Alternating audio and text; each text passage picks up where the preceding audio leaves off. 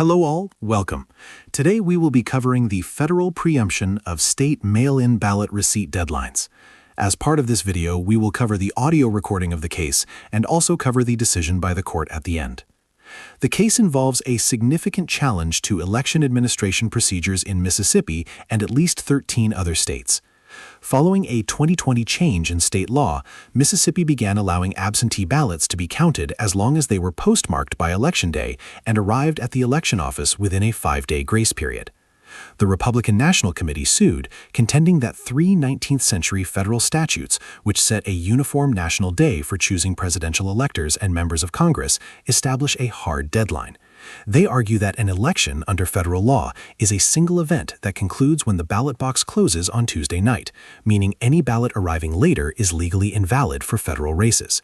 Conversely, Mississippi's Secretary of State argues that Election Day refers to the deadline for the voter to make their choice and cast their ballot, not the administrative deadline for the state to receive it.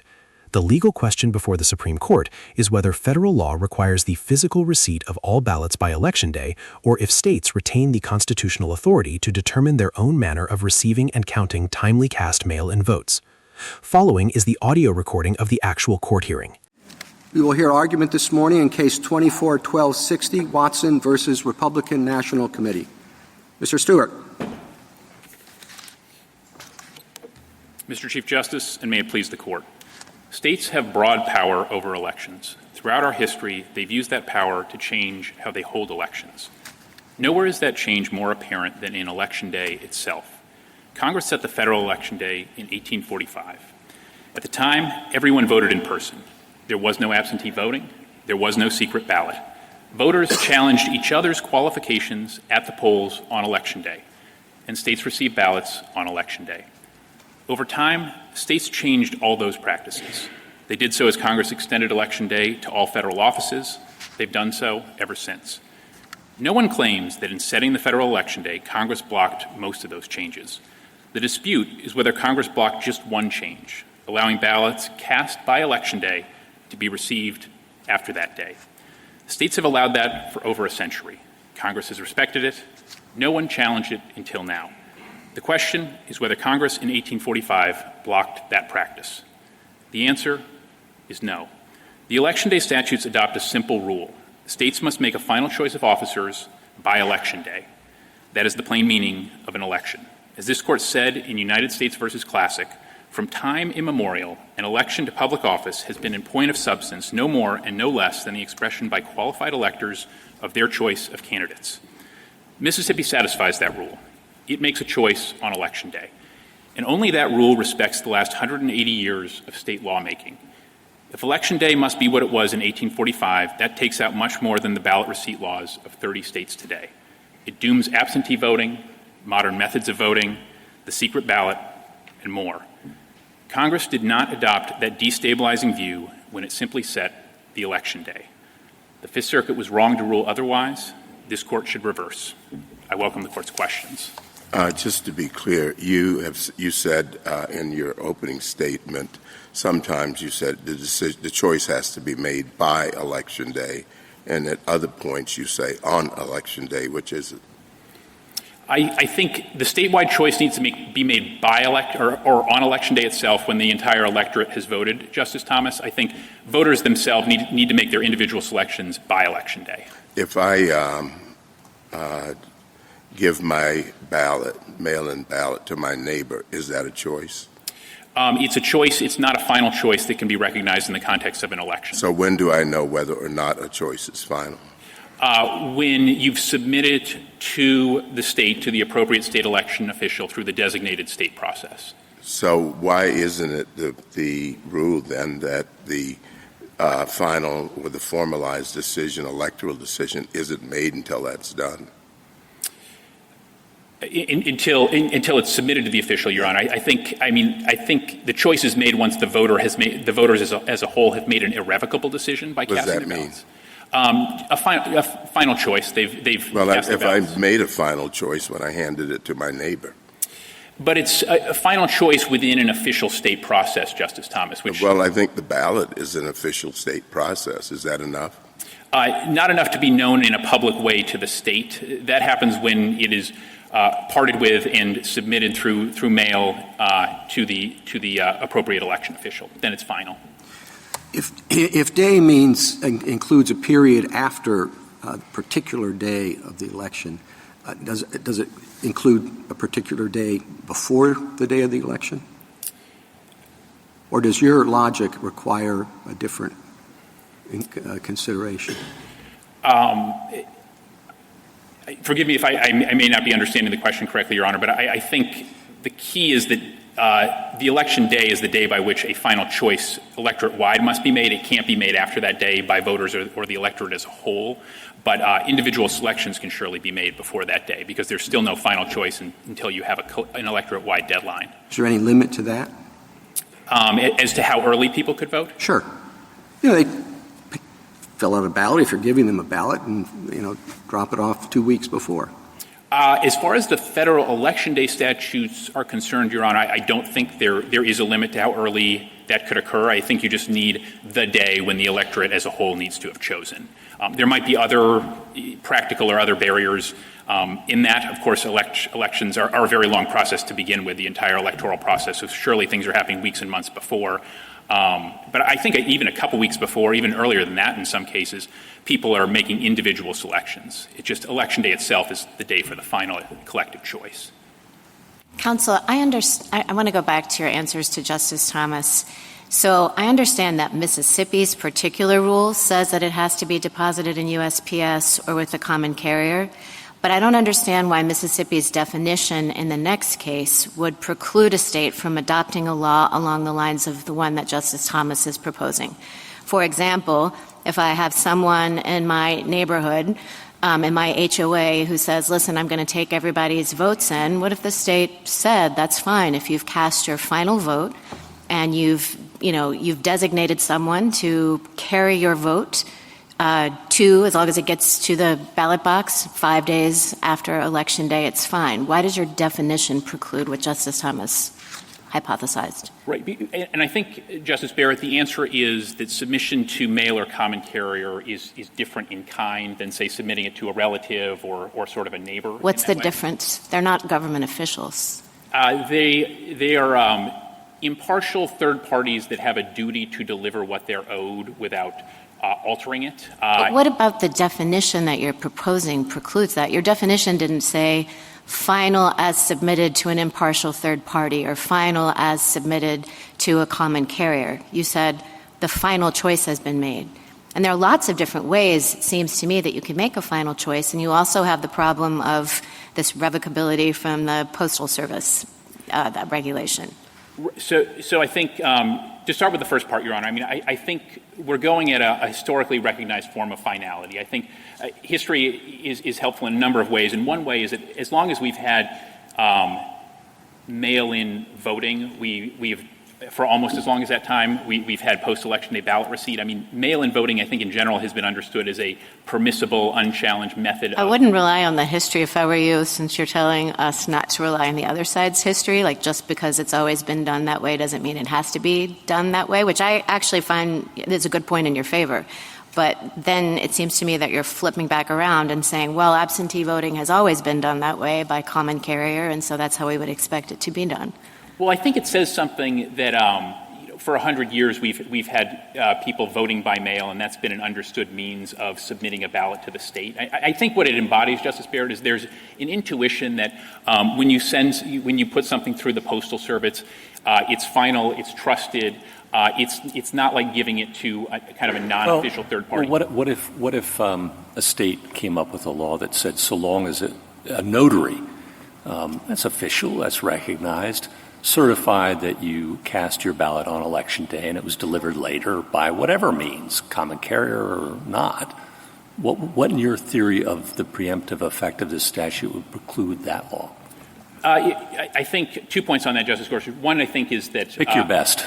Well, I think one's kind of a point in our favor and one's kind of a point against our friends, which is that there's a finality of submitting it to an official and... Yeah, it's been notarized by, well, how about a justice of the United States Supreme Court? Is that official enough for you? I mean, it's pretty official. I don't think it's been submitted. That's pretty official. It's pretty good, Your Honor, but I don't think it kind of hits submission to the state. Okay. Well, I wanted to explore. So that's not submitted to the state, even if it's notarized. An affidavit, it was final on the day of, and somebody brings it into the state offices a week or 3 months later. That doesn't count. But if it goes into the mail, it does. What in the statute? What words in the statute would you have us read that rule into? Well, I mean, I think, just to make sure I understand, I think that's fine under my friend's view, too, Your Honor. I mean, a notary could be... I'm asking about your view, counsel. Sure. So I think... You're saying that's not fine, and I want to understand what in the federal law preempts that. Well, I think, number one, I just am not, at least as I'm understanding the hypothetical, it doesn't appear to be submission to the state, Your Honor. It gets submitted to the state 3 weeks later, just not by common carrier. Well, if what you're saying, Your Honor, is that a notary has been deemed a sufficient ballot receiver under state law, then yes. I think... Then that's okay, too. Okay, what if state law... So now you're saying that is okay. I think it may depend on how... what the level of officiality Well, is. the state says it's official, by God. When a Supreme Court justice or perhaps just a notary says it's official, that's good enough under your... It has to be, I think. And if that's okay, why can't a state say, how about a time-stamped video showing that I voted on Election Day? Here I am filling out my ballot, and then my brother or maybe some aggregator of ballots brings it in a week or 3 later. And that's got to be okay, too, doesn't it? I think it's still just I keep coming back, Justice Gorsuch, to this pedigree of submitting it to a state. I mean, I think as a good example... Well, the state says that's official. State says that's fine. Ballot aggregators are great. And so long as it's a time-stamped video or a notary or maybe a Supreme Court or who knows what, the librarian says you cast it on the day of the election, we're good to go, right? I mean, I do still have some concern that it has not been submitted. Counsel, why are you fighting the premise? In the Civil War, at least 2 states permitted military officers who weren't sworn state officials.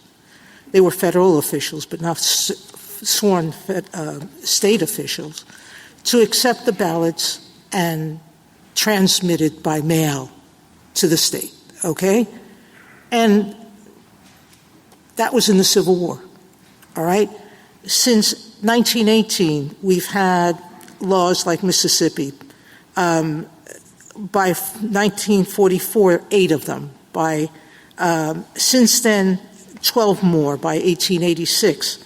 And now half the states permit absentee ballots that are dropped in the mail, correct? No different than in the Civil War. We have no federal law that says that's not okay, for the state to designate someone by whom an official ballot has to be given by Election Day, correct? And if the state wants to make it a notary republic, if it wants to make it a military officer, if it wants to make it a Supreme Court justice, if it wants to make it anyone, as long as it's done by Election Day, that's what counts, correct? I mean, I think that's possible. We're not quite asking for that, Your Honor. I really don't. No, you don't, because you're only defending this law, and this law is very consistent with what happened in the Civil War. It's very consistent with what has happened for over 100 years. There's nothing in federal law that has prohibited it explicitly, correct? That's right, Your Honor. Well, right. Justice Sotomayor is asking you what I think she intends to be a friendly question, but maybe you want to think about whether you want to go that far. What if the state designates an official of the Republican Party or the Democratic Party who receives these ballots, collects ballots, and fills out an affidavit saying, I received all these and I will faithfully deliver them? Would that be okay? Well, I think it's actually okay under my friend's view, Your Honor. We're not making that ask. I mean, as far as my friend's view are concerned, so long as somebody's designated a ballot receiver, they can be fine. Party boss, party bagman, relative, any of those, so long as the state says you are a ballot receiver, that's fine. The only thing that apparently is not fine is U.S. Postal Service common carrier. And I think that is, a very odd way to read those statutes. Well, the Postal Service is not part of the state, and a common carrier isn't part of any government. That's right, Your Honor. But I mean, certainly we all know the status of the U.S. Postal Service as a highly regulated government entity with certain obligations. Common carriers, in a very similar way, highly regulated with similar obligations. And they give, in both cases, they're imbued with a duty to deliver what they received. And in fact, a duty that's, I think, maybe a good example is the fact that the IRS accepts tax returns, which are obviously highly consequential documents with key timeliness requirements. The IRS accepts tax returns both through the mail and through common carriers. Well, you will accept ballots that are received within 5 days after Election Day. That what is the date that's set as Election Day, right? That's right, Your Honor. And you have a variety of line drawing problems. So we've been exploring one. To whom and by what means is the ballot to be delivered to the state? But what about the length of time that a state could choose? Isn't it the case that some state allows will count ballots that are received 21 days after Election Day? There are a couple that at the outlier it's kind of canvassing and it can go that far. I think more common is about Is that okay? Is that all right? As far as the federal election day statutes are concerned, yes, Your Honor. And I think this actually gets to a good point that loops back to something Justice Gorsuch was getting at in a certain way, which I think he was saying, what in the federal election day statutes decides that? I think that's the key point in our favor. This is an area where states get to go first, make these decisions. Congress can step in, but the idea. So there's no limit, except I suppose the day when the presidential electors have to be appointed, or the day when the next Congress starts its session. That's the only limit on counting mail-in ballots. Those are some of the limits, Your Honor. But I'd also say that the federal election day statutes don't require states to count ballots at all. It doesn't speak to counting, period. So, I mean, if a state really didn't want not counting, but being delivered. So I do think it is a consequence, and you can tell me if I'm wrong, but just so we can wrap this up, that by any means and by any date up until the next Congress meets, a state can receive ballots. I think for congressional races, potentially, yes, Your Honor. I think there are other Title III kind of things that push action earlier in the presidential context. But again, I mean, there's nothing. The key question is these are three one-sentence provisions, and we want to be, I think, very careful not to read them for more than they're worth. And counsel, I was just going to say, isn't your point that the line drawing issues that have been raised are only problems to the extent that Congress thought they were problems? We're in a preemption dynamic. And so the question, I think, really is what did Congress intend with its statement about Election Day? Did it mean to cabin the states so that they did not have the discretion to make these kinds of decisions? And in addition to what Justice Sotomayor has said, which is we have no federal statute that precludes this, I think we have several federal statutes that suggest that Congress was aware of post-Election Day ballot deadlines that the states had enacted and, in fact, incorporated those in several circumstances. So can you speak to that? I'm talking about UOCAVA, for example, and some other federal statutes that indicate that Congress not only knew this was going on, but then it interpreted and incorporated the state's own post-Election Day ballot deadlines into federal law. Sure, Your Honor. So I think that's exactly right. So UOCAVA is maybe the best example where Congress was told that about a dozen or so states have post-Election Day ballot receipt laws. It respected those explicitly as to a deadline for ballots in that law. I think the United States has agreed with us on that. And Congress wasn't worried, I think, about the states picking dates that were, we might think are too long or whatnot. That was not in the statute. Congress just said whatever the state has decided with regard to ballot receipt deadlines is going to apply here, correct? And that's been the case for 180 years, Your Honor. And I think one feature that obviously we're searching for what did the statutes mean at the time, but I think it's very hard for my friends to explain the past 100 years of history and this lawmaking. The Soldier Voting Act in the 1940s was another example where Congress recognized and respected state deadlines, and it gets very hard to explain those things if you don't adopt the view that the federal election day statutes just do not set a ballot receipt deadline. Well, I want to ask you about the recall problem. And before I get to that, throughout your brief you say that that the federal statute does require voters to submit their ballots to election officials on Election Day, must be cast by Election Day, and that the Election Day is the day to conclude and consummate the election through a final selection. You agree with all those statements in your brief? Yes. Okay. But at the same time, you say, actually, it doesn't have to be submitted to an election official. It just has to be submitted to a common carrier. And there's a contradiction there that I just want you to first address, and then I'll give you my hypothetical. Very good, Your Honor. I think when you put something in the mail, That's not an election official. FedEx isn't an election official. Right, but the recipient certainly is the person who you're submitting it in the mail to. I mean, that is the recipient. Of course. And right, Your Honor. And I think you submit it to FedEx and they deliver it to the election official. But you say it has to be submitted to an election official throughout your brief, but then you say a common carrier is okay. And those two things don't add up. Well, I think the difference is, say, sending it to your brother versus sending it to the registrar. Well, we already dealt with that. The brother turns out to be okay, so long as the state says so. I think that's okay on their view, Your Honor. I'm a little more guarded up. I think you already answered that one. So here's the hypo. Let's say you have a state where a large portion of the electorate mails in their ballots on or close to Election Day. Not far-fetched. Many states are like that. Then, the day after the election, a story breaks that one of the lead candidates engaged in an inappropriate sexual escapade, or perhaps is concluding with a foreign power. Again, not far-fetched, I think. And the competing candidate immediately goes on the airwaves and urges voters to recall their ballots and to tell the common carriers not to deliver them.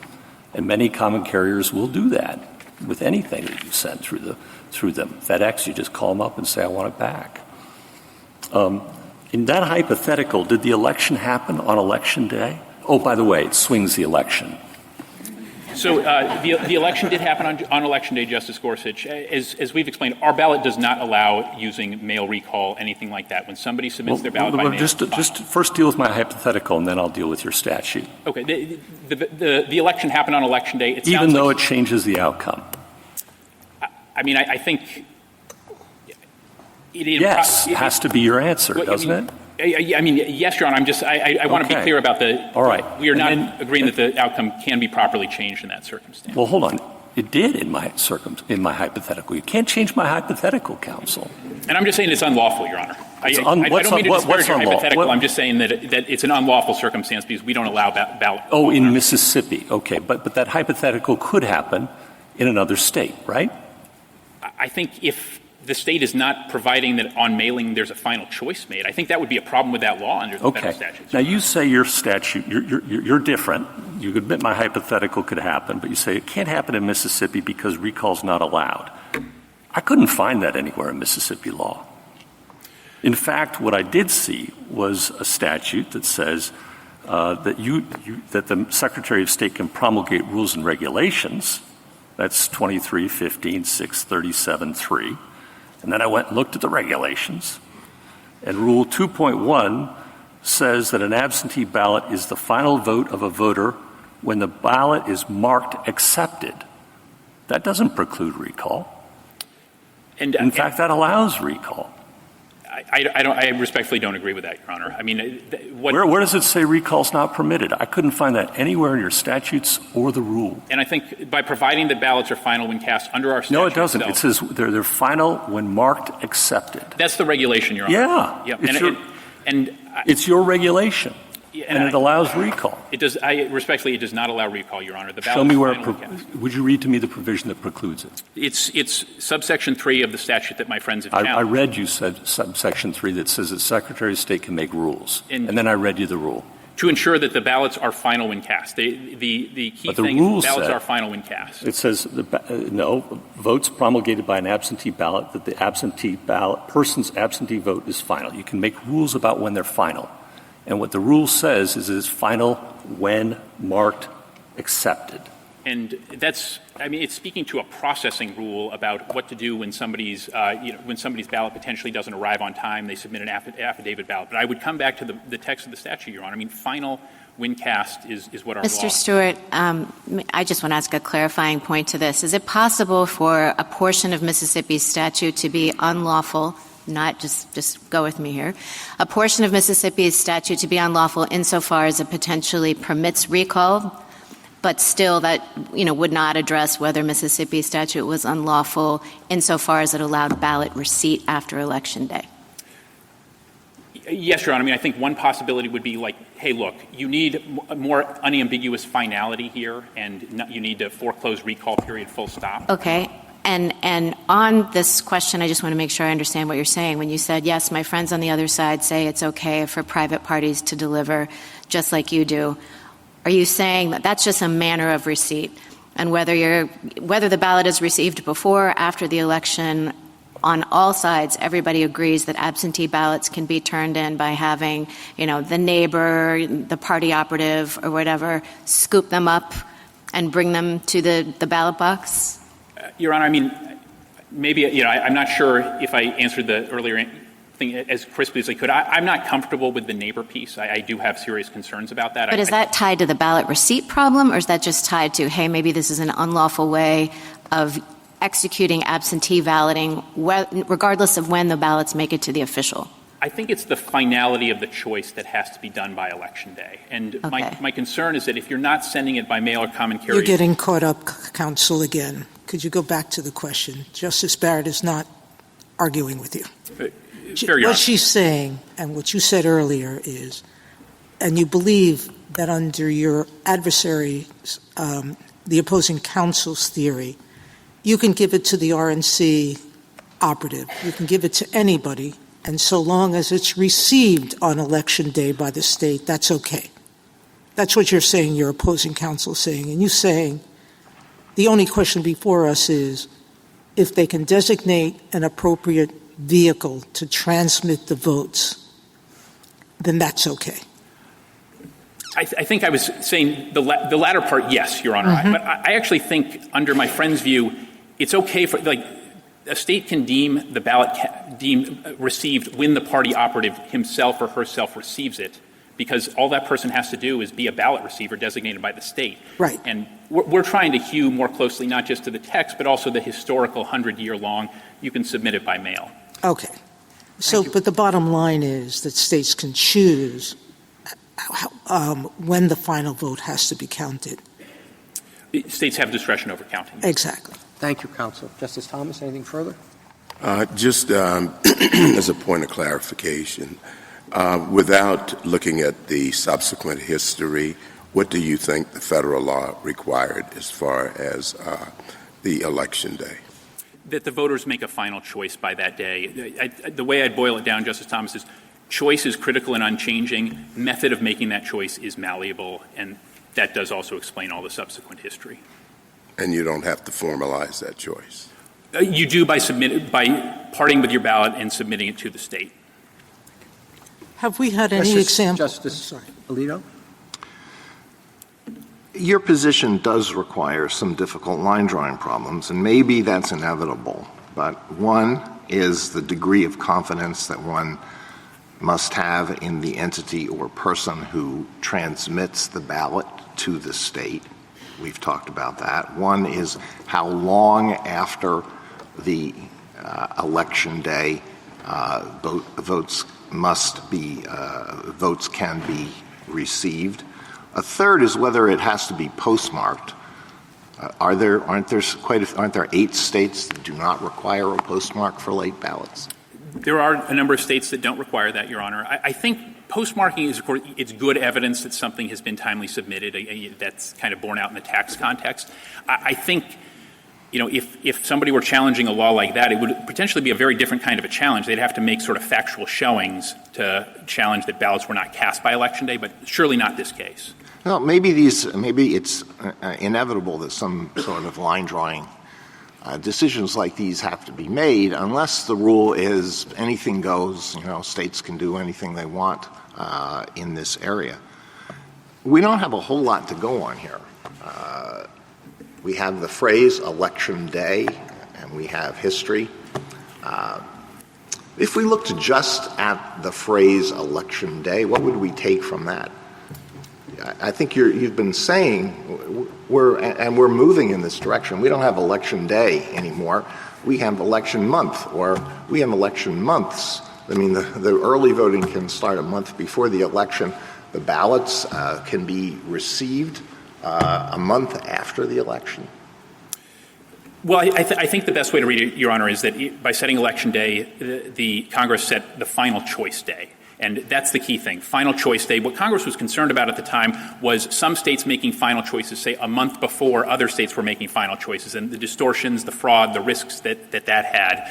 And when everybody's making a final choice on the same day, even if some individual choices are made before then, you're honoring the statutes. And I think Justice Alito, you made this observation, not a lot to go on because the statutes are just there's not a lot of prolixity there.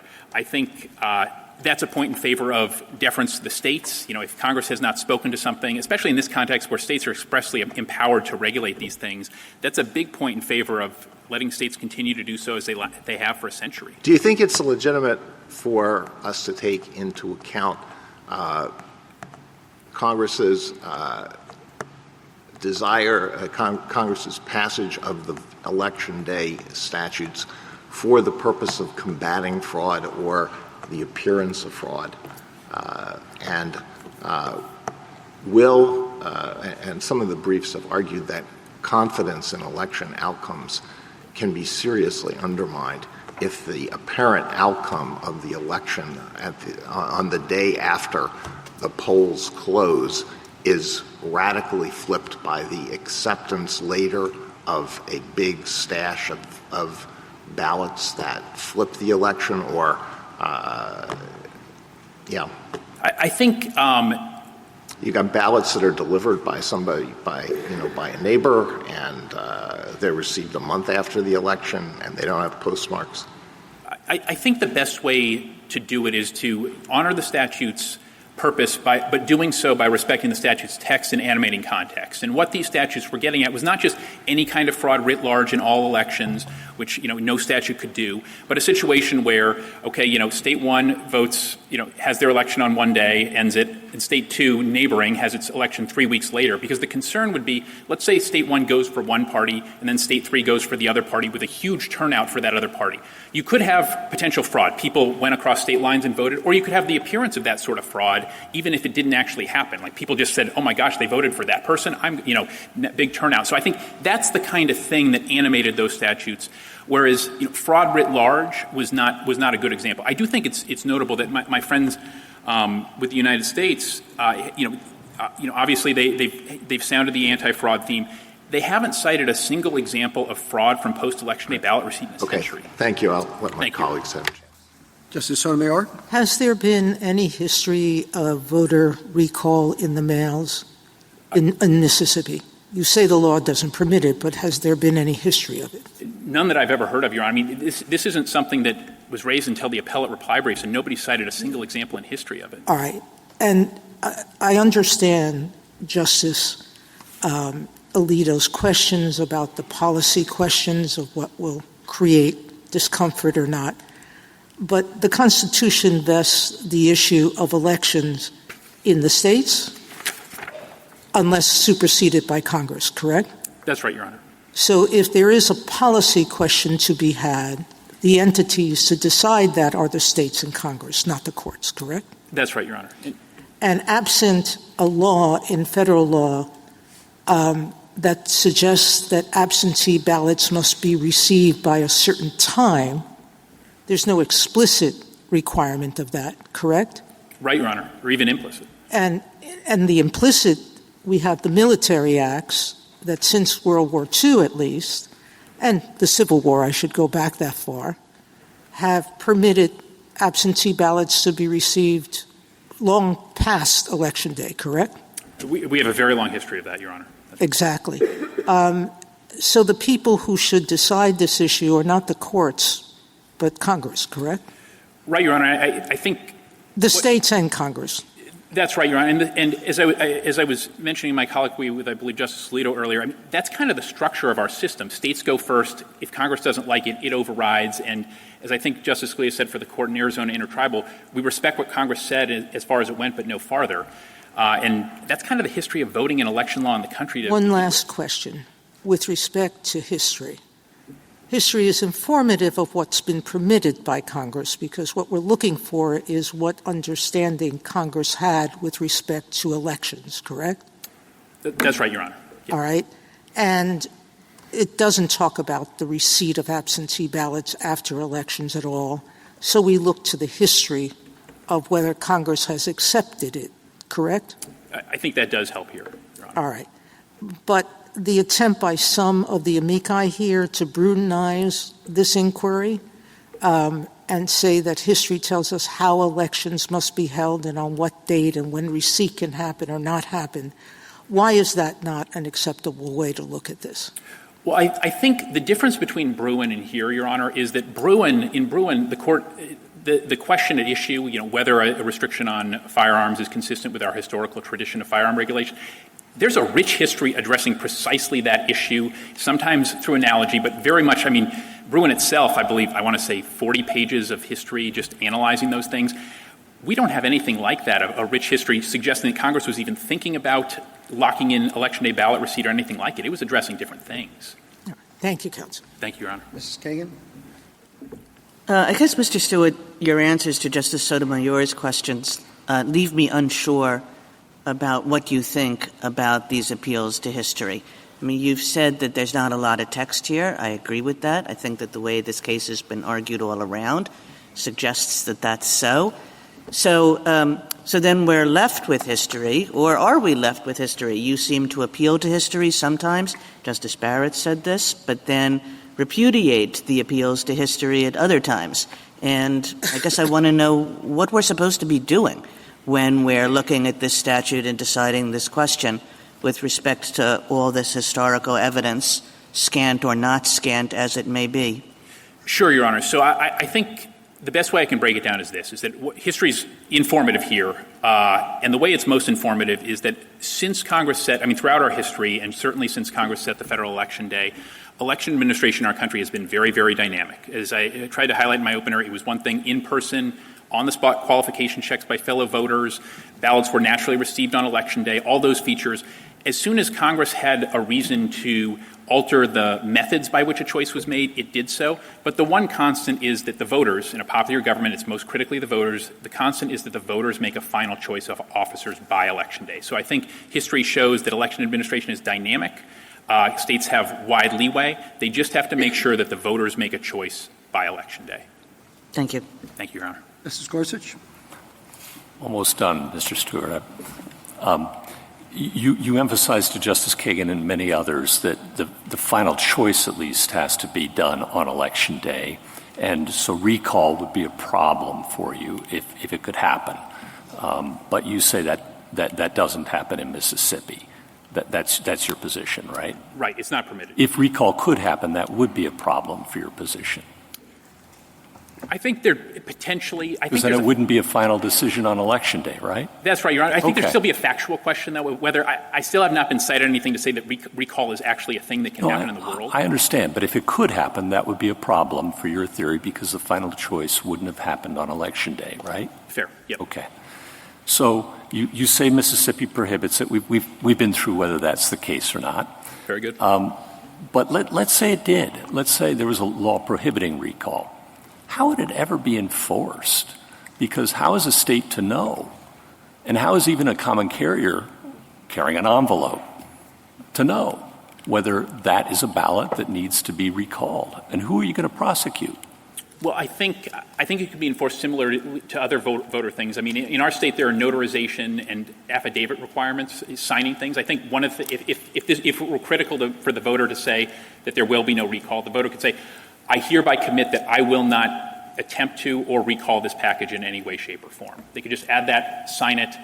I take the point about proof problems, but, I mean, gosh, Justice Gorsuch, I mean, violating state election laws in a state that really is anti-fraud and really takes wide measures to enforce its laws, that would be quite a thing for a voter to do.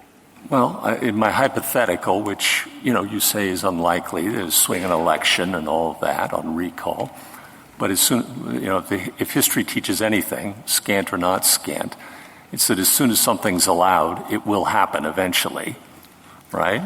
And, so somebody, that my hypothetical happens and everybody recalls it, their ballots. I'm just not sure what recourse the state would have against people who violated its anti-recall law. I mean, if people are, say, recalling things through a common carrier, there's going to be some record that they recalled those things. How's the state ever going to find out about it? I mean, I think the same way as you're going to go prosecute individuals?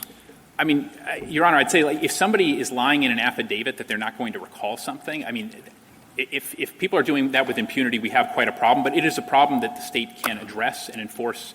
I just don't know how they'd ever find out about it.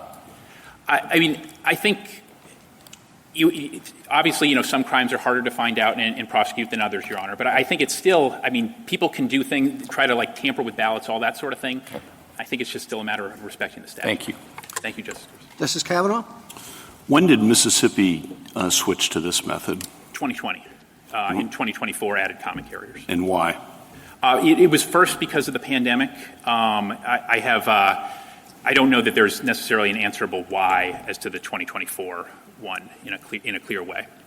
And the other side makes a point when we're looking at history, to the extent historical practice is relevant, that it only became widespread to allow it to be mailed by Election Day in more recent years, and that the predominant approach was to require receipt by Election Day throughout the historical practice you cite until very recently. How are we supposed to think about that?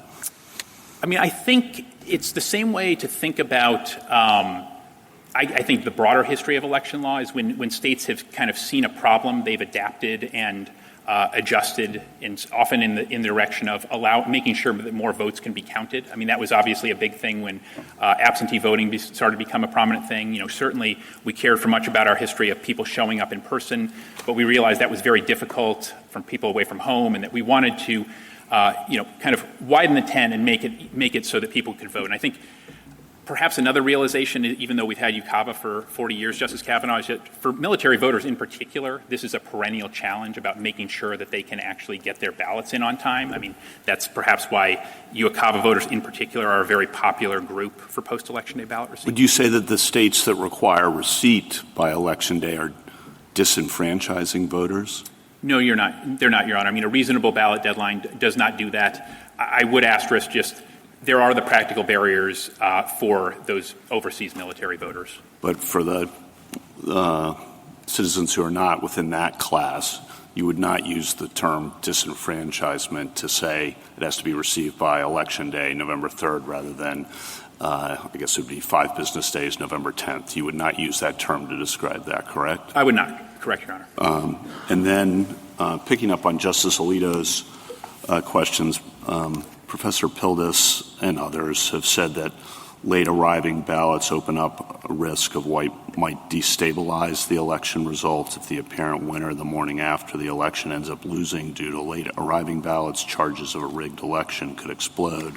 The longer after Election Day any significant changes in vote totals take place, the greater the risk that the losing side will cry that the election has been stolen, end quote. And my questions, one, is that a real concern?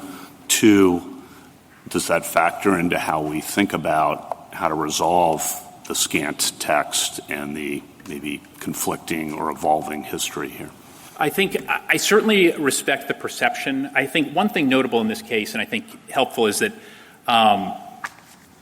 there has not been much of a showing about actual fraud from post-election day ballot receipt itself. I mean, that was. Well, I think Justice Alito referred to, and I think this quote refers to the appearance of fraud. And is that a real concern? Is that something we should be thinking about? Confidence in the election process? Just curious how we factor that in here. Right, and I think it would go back to the same answer I had for Justice Alito about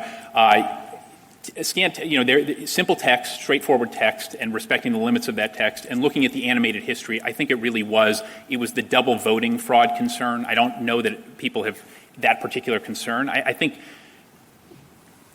obviously people can be, unhappy when a result flips. I think Congress may be able to take measures to address that, but I think there's no good evidence that Congress was doing that beyond preventing double voting in this context. But if you have to have a deadline, which you acknowledged, and if having a deadline of November 3rd rather than November 10th for receipt doesn't disenfranchise anyone, why wouldn't it make more sense to take account in some respect of that concern as we think about how the text and history fit together?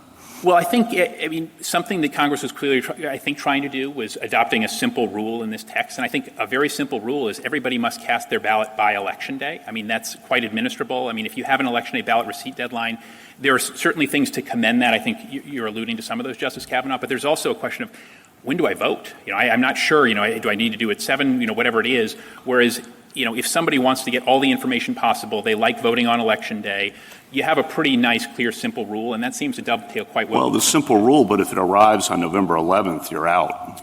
Right, but I think that's kind of baked into the risks you always get when you're doing – there are always some risks, regrettably, with mail-in voting. You can eliminate some of those risks by voting in person, but the risks would seem the same no matter whether it's November 3rd or November 10th. In other words, that it could take longer than a week for the mail to get there. The risk is there, but I think if you have Election Day ballot receipt, and I think what we're addressing, are more the way I might frame the issues are these are policy points. The question is, did Congress wall off states from debating these policy points? I think the answer is no.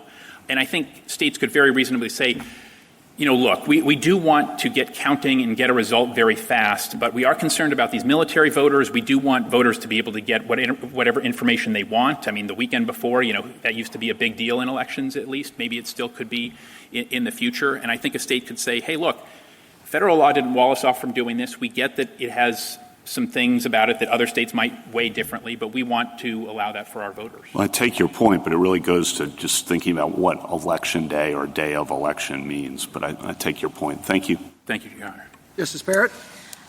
So I want to be clear about what your definition of finality requires.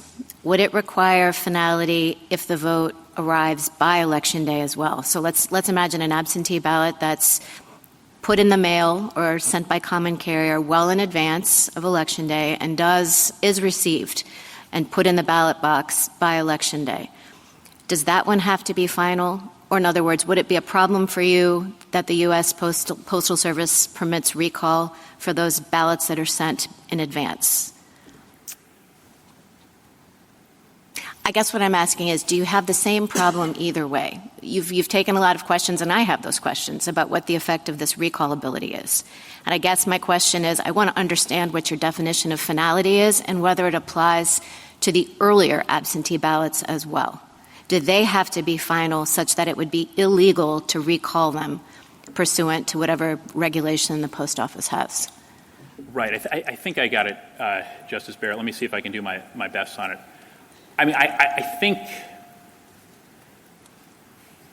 in theory, if Election Day has not passed, there could be a window for somebody to... So it would be okay. It wouldn't be illegal for somebody to recall a ballot before Election Day. I guess I don't understand why. I mean, if a state allowed that, Your Honor, I mean, we don't. So it would be okay for the state. I know you don't allow it, but right. I guess I'm struggling because if your definition of the election or the vote or casting the vote requires finality, I'm trying to understand why that would be different before the election. When I'm saying before the election, I'm talking about receipt for earlier sent absentee ballots and for later sent. It seems like the same rule should apply regardless, but it seems like you're saying something different. Yeah, I guess I'm having a hard time conceiving kind of a dual track rule in that circumstance. So would it be, let me try to put it this way, would it be illegal for a state to permit absentee voting but permit recall, or just kind of be silent about this Postal Service regulation that permits recall or anything a common carrier did to permit recall? Is recall a problem even if it's a possibility for those earlier absentee ballots? Because you can't consider them final. All these questions that you've been taking are about whether you could really consider the ballot to be final if you could recall it. So I'm asking whether that same finality test applies for the earlier ballots.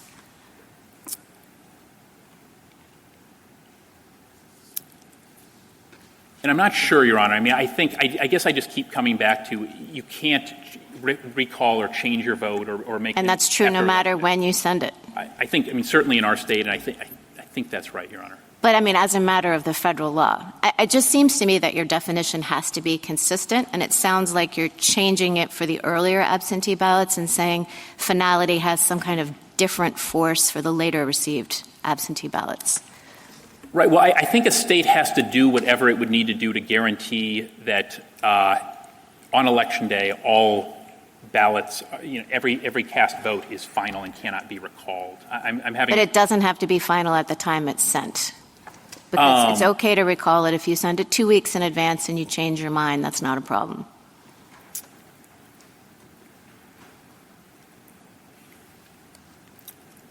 Okay, I'll withdraw. I guess I'm having trouble seeing how the Federal Election Day statute itself would necessarily bar Well, that, it's about your definition of election. It's about your definition of what it means to cast a vote. But let's put that aside. Obviously, there's a lot of talk about history in this case. Well, the Electoral Count Reform Act was passed in 2022, and for the first time, it defined Election Day. Should that matter? So should we be looking at how Congress understood Election Day to mean in the period of voting, what it thought in 2022, or should we be looking at the late 19th century and the Civil War practices? I think most vitally it still remains 1845 as the key date, especially given that we have statutes that are trying to manifestly achieve uniformity in what is required of all federal offices. So I do think 1845 is the key date. So Congress carried over in 2022 the same understanding of Election Day that had persisted throughout? I think that's right. Final choice of an officer. Okay. Thank you. Thank you, Your Honor. Justice Jackson? So let me just clarify. This case is not about a Mississippi practice or policy related to recalling ballots. Is that right? That's right, Your Honor. So I guess I'm a little confused about those kinds of policy questions. And I guess I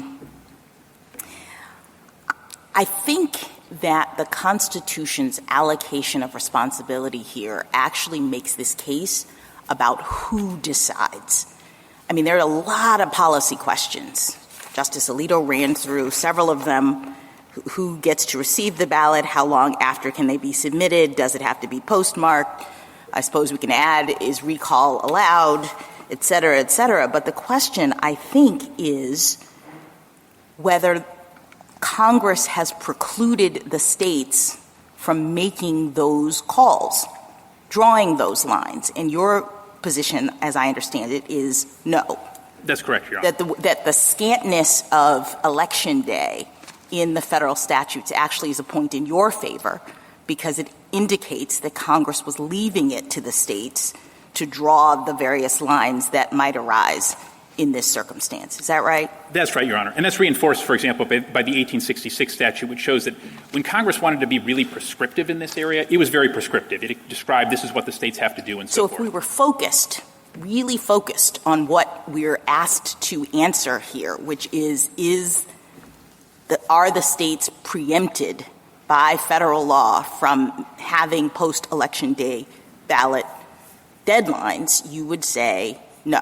No, Congress just didn't decide that. Let me ask you about the history with respect to Bruin. I guess I'm not sure I understood your answer to Justice Sotomayor because it seems to me that Bruin is not even the right methodology by which to be thinking about this. Bruin applied to the Second Amendment because the Second Amendment incorporated a pre-existing right. And the point of the history and tradition test was to try to evaluate the contours of that right. We don't have that dynamic here. We're trying, I thought, to figure out what Congress meant when it included Election Day in its federal statutes. So it seems odd to me that the suggestion that the limitation on our understanding of Congress's intent is somehow tied to the state's practices. I think that's right, Your Honor. I think the other thing, I think the point I'd emphasize is that the idea of embodying a pre-existing right confirms that there's something very much unchanging. And the thing that we know about election administration, it has very much been changing throughout the course of our country. It's been changing throughout the course in a way that undermines the notion that there was one consistent practice, first of all, or that Congress's law, the meaning of Election Day in the federal statutes somehow was tied to what the state's practices were about that. I mean, I think this was your original point, that there were lots of different practices. And so to the extent we're saying, you could only look at Election Day in the federal statute to mean exactly what the states were doing back at that time, this imperils a lot of different things, not just post-Election Day ballot deadlines, right? That's right, Your Honor. And I mean, the only way to explain all of these changes is to read them in line with plain text and the limits of history, which is to say election is a final choice. I mean, otherwise you have to do what my friends have to do, which is, hey, look, we're going to pick out the one practice from these 19th century codes that we like, ballot receipts, say that's what an election is, and just ignore in-person voting, qualification check on the spot by fellow voters, and that's just not sound history. Can I ask you one final thing about the amicus brief from the Society for the Rule of Law Institute? Because I found it very interesting, and I didn't really know what your view of it was. That amicus brief focused on the Electoral College and Congress's setting it up, back in 1787 with the understanding that the casting of votes can happen on a particular day and the receipt of those votes by election officials can happen on a different day. And in fact, the way the Electoral College is set up, I think at the time, Congress permitted in 1792 about a month to elapse between the casting of votes, which, by the way, it called Election Day, and the receipt of the votes by the electors submitted them to the President of the Senate up to a month after. So I think that's, to the extent we're worried or thinking about historical evidence, that seems to me to be pretty significant and compelling historical evidence of Congress's understanding of what was required by Election Day versus the receipt of those ballots at some subsequent point, correct? Yeah, I think that's well stated, Your Honor. The other thing I'd tie it to in the same amicus brief, and I think the amicus brief does a nice job of tying into this, is that the key thing is choice, choosing. The Constitution refers to choosing, choice, those kind of verbs, and that's why that sort of thing is allowed. And the choice is made when you cast your vote under the electoral process system, when the electors cast their vote, right? Right. And that is distinguished. I'm just trying to make clear that the casting of the vote and the receiving of the votes historically have been conceived of as two different things that can actually happen at different times, right? I think so, Your Honor. Thank you. Thank you, Your Honor. Thank you, counsel. Mr. Clement. Mr. Chief Justice, and may it please the Court, all agree that elections for federal office have to end on the day of the election specified by Congress. And all agree that you can't have an election unless you receive ballots, and there must be some deadline for ballot receipt. Nonetheless, Mississippi insists that ballots can trickle in days or even weeks after Election Day. That position is wrong as a matter of text, precedent, history, and common sense. Mississippi all but concedes that the original public meaning of election included both offering to vote and the receipt of that vote or ballot by election officials. And, of course, the key distinction between voting and an election is that an election involves the combined action of voters and election officials, as this Court underscored in its decision against Foster against Love. And, of course, Mississippi insists that at the time these statutes were passed, ballot receipt and the casting of the ballot were so inextricably intertwined, no one would have thought of one without the other. That seems to me to be a damning admission, but it also ignores the advent of field and proxy voting in the Civil War and the enormous efforts that states went to ensure that all of the ballots, whether by proxy or by field vote, were received by Election Day. In the state's view, all of those Herculean efforts were for naught or were entirely gratuitous. Now, the state's position actually works even worse as a matter of common sense. If somebody in Gulfport the day after the election asks, is the election over? The common sense answer is, no, it's not. The ballots are still coming in. And if somebody asks who won, the truthful answer is, we don't know yet. The ballots are still coming in, and they may trickle in for weeks or months. And in fact, they may trickle in for weeks or months with or without a postmark in differing ways in differing states. That reality gives the lie to the idea that we have a uniform national election day. I welcome the Court's questions. How would you define the day of election? I would say that the day of the election is it's the last day in which all the ballots are cast and they are received into official custody. So how would you treat early voting as compared to late reception of votes? So I would say, I think the best place to look for a treatment of early voting is the Kreisling decision by Judge Kleinfeld in the Ninth Circuit. Because after Foster against Love, there was a suggestion in Foster against Love that maybe early voting is a problem. He rejected that claim based on two things. One is the distinct history of early voting, and the second is the idea that was explicit in this Court's decision in Foster against Love that Election Day is the date of consummation. So I would say, under our theory, early voting is permissible, largely because it has a different history and because of this idea that the Election Day is the date where the election is consummated. Would you spend a few more minutes on, or at least a little bit more time on, the voting during the Civil War? There was some suggestion that that's an example of late reception of votes. And I think in your intro, and this was my thinking, that it was not, that proxy voting was a way to make sure that the vote occurred on Election Day as opposed to afterwards.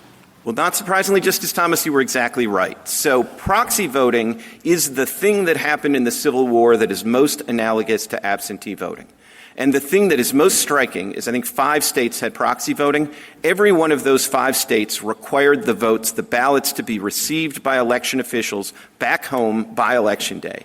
Now, that's an incredibly inconvenient thing that was done in the Civil War to ensure the ballots were received by Election Day. And under the state's view, they didn't need to do that. Now, it's really no different in the context of field voting because there were like maybe a dozen states, if you're not going to count the Confederate states, there are about a dozen states that did field voting. Again, every one of those ensured that the ballots were received into official custody by Election Day.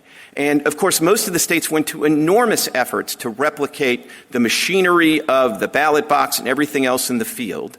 And some variation in that. But the one thing that didn't vary at all was the ballots had to be received into official custody by Election Day. And just one last thought on this Civil War practice. My friend's only real answer to the idea that at 1845 there was an understanding that everybody would have had that, of course, the election involves both the offer to vote and receiving the ballot into official custody. His only answer to that is, well, like the issue hadn't ripened, that nobody had even thought that you could divide the two. But the issue ripened in the Civil War, and the issue ripened in such a way that every state required the ballot to be received into official custody by Election Day, and then that certainly informs what Congress is thinking in 1872 when they extend the presidential Election Day deadline to the congressional race. Mr. Clement, what do I do with the 2 states during the Civil War? Rhode Island, Nevada, you say 5 favor you, at least 2 don't. Nevada simply designated 3 of the highest officers in command, didn't swear them in, just said 3 officers in the command can create a ballot box or suitable receptacle for votes and collect the votes of the soldiers with little further formality. Those military officers then would mail those ballots in, and they would be counted whether they arrived on Election Day or after. What do we do with Rhode Island that simply directed soldiers to deliver a written or printed ballot with the name of the person voted for to the officer commanding the regiment to which he belonged? That officer wasn't sworn in as a state official either, and receipt could happen thereafter. So it's not, yes, many states believed, as they did at the time, that voting had to be in person, that voting had to be it had to be by voice instead of by paper. Lots of states had lots of beliefs about what a proper election should look on. But how do we deal with the outliers? Or you just want to ignore them? No, I don't want to ignore the outliers. I actually think Rhode Island and Nevada help me and my side of this case. And I think that's because they did designate somebody. They might not have given him an oath, but they designated somebody as an official to receive the votes, and they had to come in. So they're here. What's the difference between the post office and a common carrier? It's the official. No. You want an individual person, is that it? Well, I want somebody who's cloaked with government authority, so that's one difference. But there's a critical second difference. But it's not state authority, meaning you're now expanding what you're saying as government authority. So what I would say is it was government authority, and I would say that my understanding of the history is that all those federal officers voluntarily accepted the responsibility, whether they took an oath or not. And I think so could a neighbor, and so could anybody else. I'm not moved. The point is that it permitted someone else to deliver the item, a final cast vote to deliver it and be received after. Under your theory of this case, and I think you and the government disagree on this, you believe that absentee voting by the military and overseas voters, the various laws, that federal laws under which states have proceeded with respect to those votes are illegal?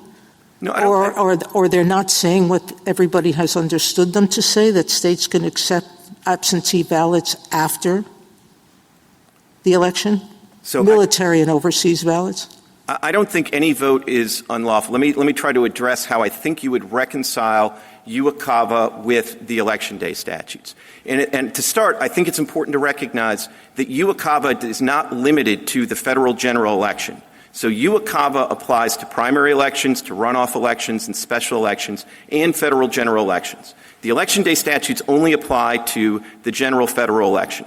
So the way I would reconcile the two is to say that all the references in UACAVA to state deadlines are perfectly fine, not preempted at all, not displaced at all, not even anomalous with respect to the primaries, the runoffs, and the special elections. Then the court has a job to do in the federal general election as to say, like, kind of which is the specific, which is the general. I think the more logical way to do it would be to say that with the understanding in this court, if you decide in our favor, that for the federal general election, the ballots have to be in by Election Day, I would say— Maybe we should have another president now, because wasn't it in Florida that they were counting military votes after receipt? So with all due respect, that is the reddest of red herrings, because what happened in the 2000 election in Florida is that pursuant to a consent decree that was entered by a federal court because Florida was violating the principal provision of UACAVA, which says you have to give the absentee ballots to the overseas voters 45 days in advance. Because Florida was violating that, there had to be a consent decree to create a remedy that was not provided What happened was that the judge made up the deadline, not the state. But I wanted to— how do you deal with the Soldier Voting Act in 1942 that permitted ballots for the extension of absentee ballots? So the 1942 Act, at least as I understand it, again, is not addressed solely to general elections. And then with respect to general elections, it says that the military special SVA or whatever it was, the special military ballot, had to come in on by the time the polls closed on Election Day. So I actually think the 1942 Act is fully supportive of our position here. So the DOJ has been acting illegally when it has sued states for not following the act, the UACAVA. No, again, remember that the UACAVA's principal protection is the provision— this is in 302 of the Act, not 303 and 304, but the 302 Act provision that says that you have to get the ballots to overseas voters 45 days in advance of the election. And interestingly, in the single most important provision in UACAVA, it ties the deadline to the date of the election. So what do we do with Congress saying process in the manner provided by law for absentee ballots in the states involved? That's UNACAVA. And that at the time the hearings were being held on it, 12 states were identified as counting absentee ballots after Election Day. So it just ignored it and decided it was going to exempt out a little part of it, but not everything. With respect, Justice Sotomayor, that's why you have to remember that UACAVA is not focused only on the federal general election, which is the only thing where Congress has specified a federal deadline. So it makes perfect sense. But does that help you or hurt you, the fact that it is broader?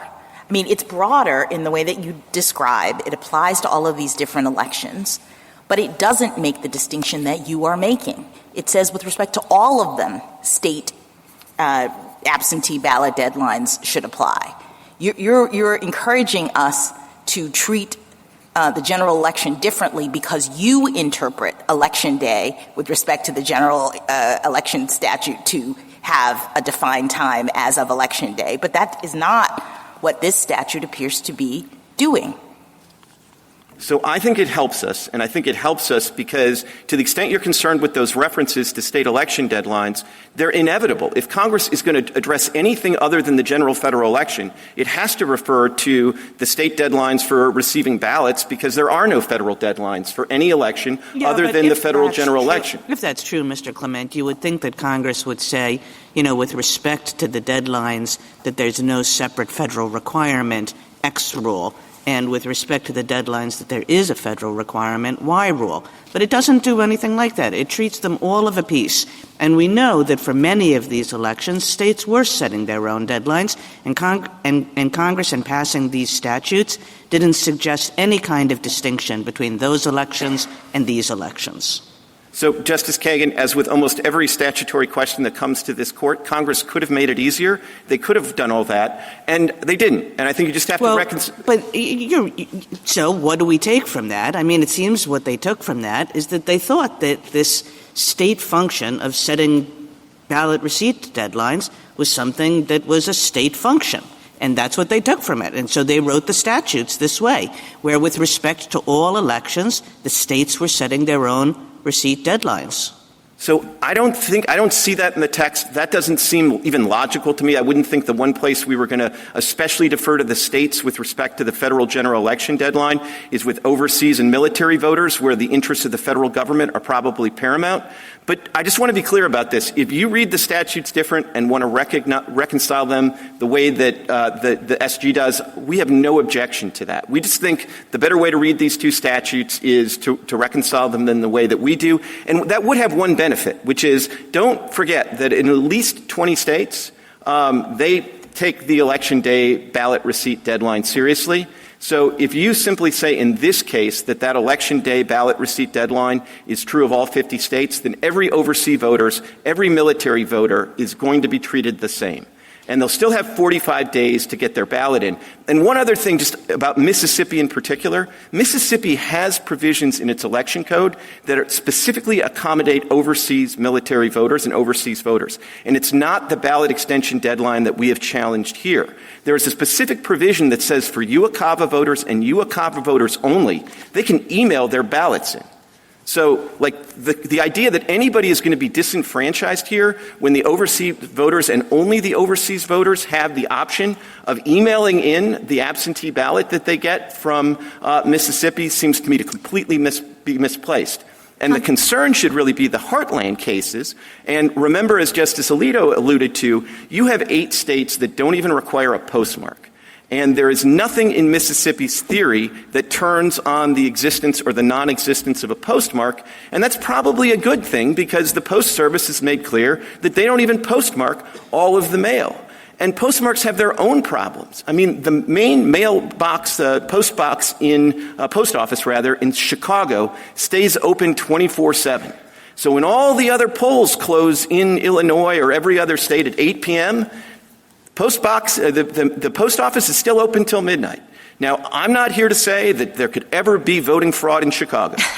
but the possibility that there's a 4-hour window where people could go get their ballots, absentee ballots postmarked after all of the returns are in, and they know that, this is the election where these things could turn the result, that does not seem entirely So is your argument Can I ask you a question about the offer to vote and the vote? So historically, it seems like the offer to vote was then you had to adjudicate the voters' qualifications, and then if the qualifications were met, then the official received the vote, and then it was put into the ballot box. And as I understand it, Mississippi still has sort of a similar system because they have to adjudicate voter qualifications as well as accept the vote. So you sometimes say, you and the United States, when the ballot box closes, and you sometimes say receipt. Are those two different things, and do the voters' qualifications have to be adjudicated by Election Day as well? I don't think they're exactly the same thing. I mean, in some sense, I think the ballot box closing is a nice kind of common sense capture for the idea that the election ends on Election Day. Now, I think with respect to the voter, the qualifications challenge, rather, most of that is solved in the current system by registration requirements, which they didn't have historically. So we think the critical thing is there are two things that have always been absolutely indispensable in elections, and that's the casting, but also the receipt into official custody. And one thing I want to make clear about this is Mississippi still takes receipt into official custody very seriously, and it is indispensable. They just have a different deadline. They have a 5-day deadline. And we've had a lot of discussion about the possibility of recall, and I think that is a problem for Mississippi. But they have an even bigger problem in my mind, which is the November 11th problem, which is to say, as Justice Kavanaugh pointed out, if the ballot arrives 6 business days late, Mississippi doesn't count it. It's a nullity, and under the state statute, they destroy it. But let me return you to the adjudication question, because that's really, the Mississippi local officials brief says that they do not adjudicate the qualifications of all ballots received even by Election Day because it takes them more time to compare the signatures and process them. And I'll just get cut to the chase. The heart of my concern is that historically it seemed like both of those things happened on Election Day, whether we're talking about Civil War, voting on the field, et cetera.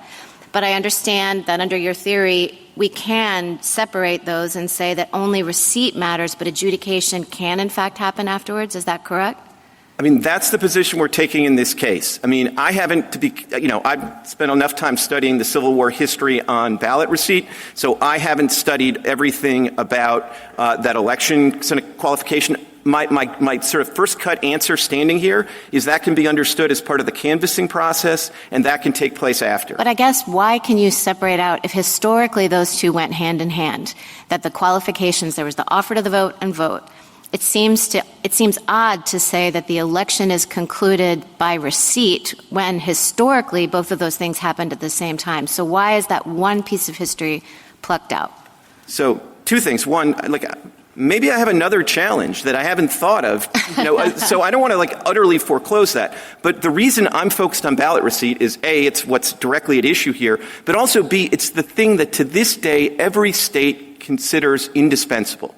No state. Washington is the one that lets 21 days go by, but no state says that you don't have to have a ballot receipt deadline at all. And under Mississippi law, it's not, despite what they want to tell you, the ballot is not final when it's submitted. The ballot is final when it's received by election officials within 5 days.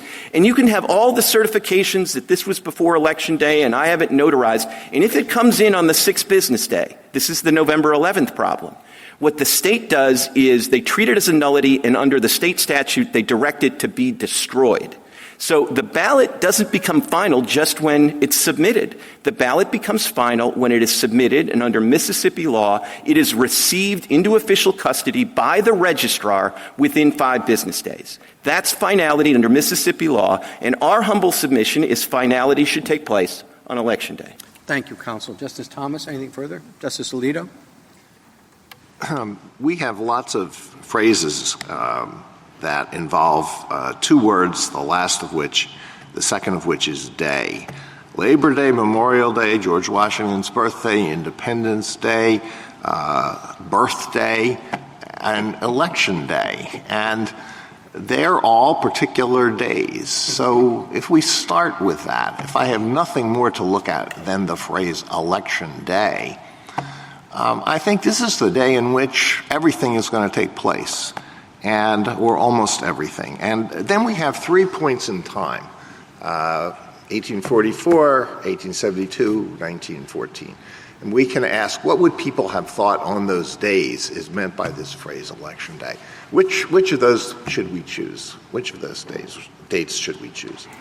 Well, I think you could choose any of the 3. I mean, honestly, I think the single best one, if you're just going to choose one, is 1872. And the reason I say that is because 1914 is the latest in time, but that's the one that Congress gave the least thought to because it was right after the 17th Amendment. And they just said, yeah, whatever the rule is for the House of Representatives, we'll use that for the Senate. Okay, so in 1872, someone sees Election Day, and maybe they start with the idea, okay, it's a particular day, and then they say, but I remember the Civil War.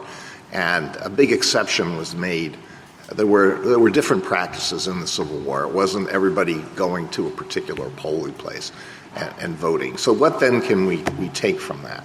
Should we just take from that, well, this was an incredible national emergency where extraordinary measures had to be taken. What should we take from that? What would an ordinary person have thought Election Day meant in 1872? I think they would have said that's the day by which, at a bare minimum, the ballots have to be cast and received into official custody. And I think they would have, to the extent they were thinking about the Civil War history, I think the thing that would have impressed them is that even at a time of great national emergency, every one of the states insisted that the ballots be received into official custody by Election Day, whether by proxy or by field voting. Nobody said, it's a civil war. Let's give them a month. Nobody said that. And people literally went into harm's way in order to do field voting, and they all did it by Election Day. That seems to me to powerfully reinforce the idea that in 1872, if you told anybody, hey, all this means is you got to cast your ballot, but the state can receive it for up to 21 days later with or without a postmark, I think they would have thought that you were talking about a different country. Well, let's take the last of the days, 1914. My understanding is that Maryland departed from your position a couple of years after that. Did anybody say at that time, wow, Maryland is violating the Election Day statute? I mean, I don't know that they did in 1918. I don't know all the details of that. I think actually the first couple of these statutes that my friends try to count really are something different, which is they really allowed you to sort of vote in one district by Election Day and then have that election official give it to another election official. So I don't think some of those count. What I would say, though, is in 1944, Montana passed an extraordinary law that tried to extend the ballot deadlines for ballot receipt. And they did it in World War II, and they did it for the best of intentions. And in the Maddox case, which the parties cite in the briefs, it's this kind of extraordinary case where the Republican Party and the Democratic Party of Montana both joined forces to go to the Montana Supreme Court and said, is this law lawful?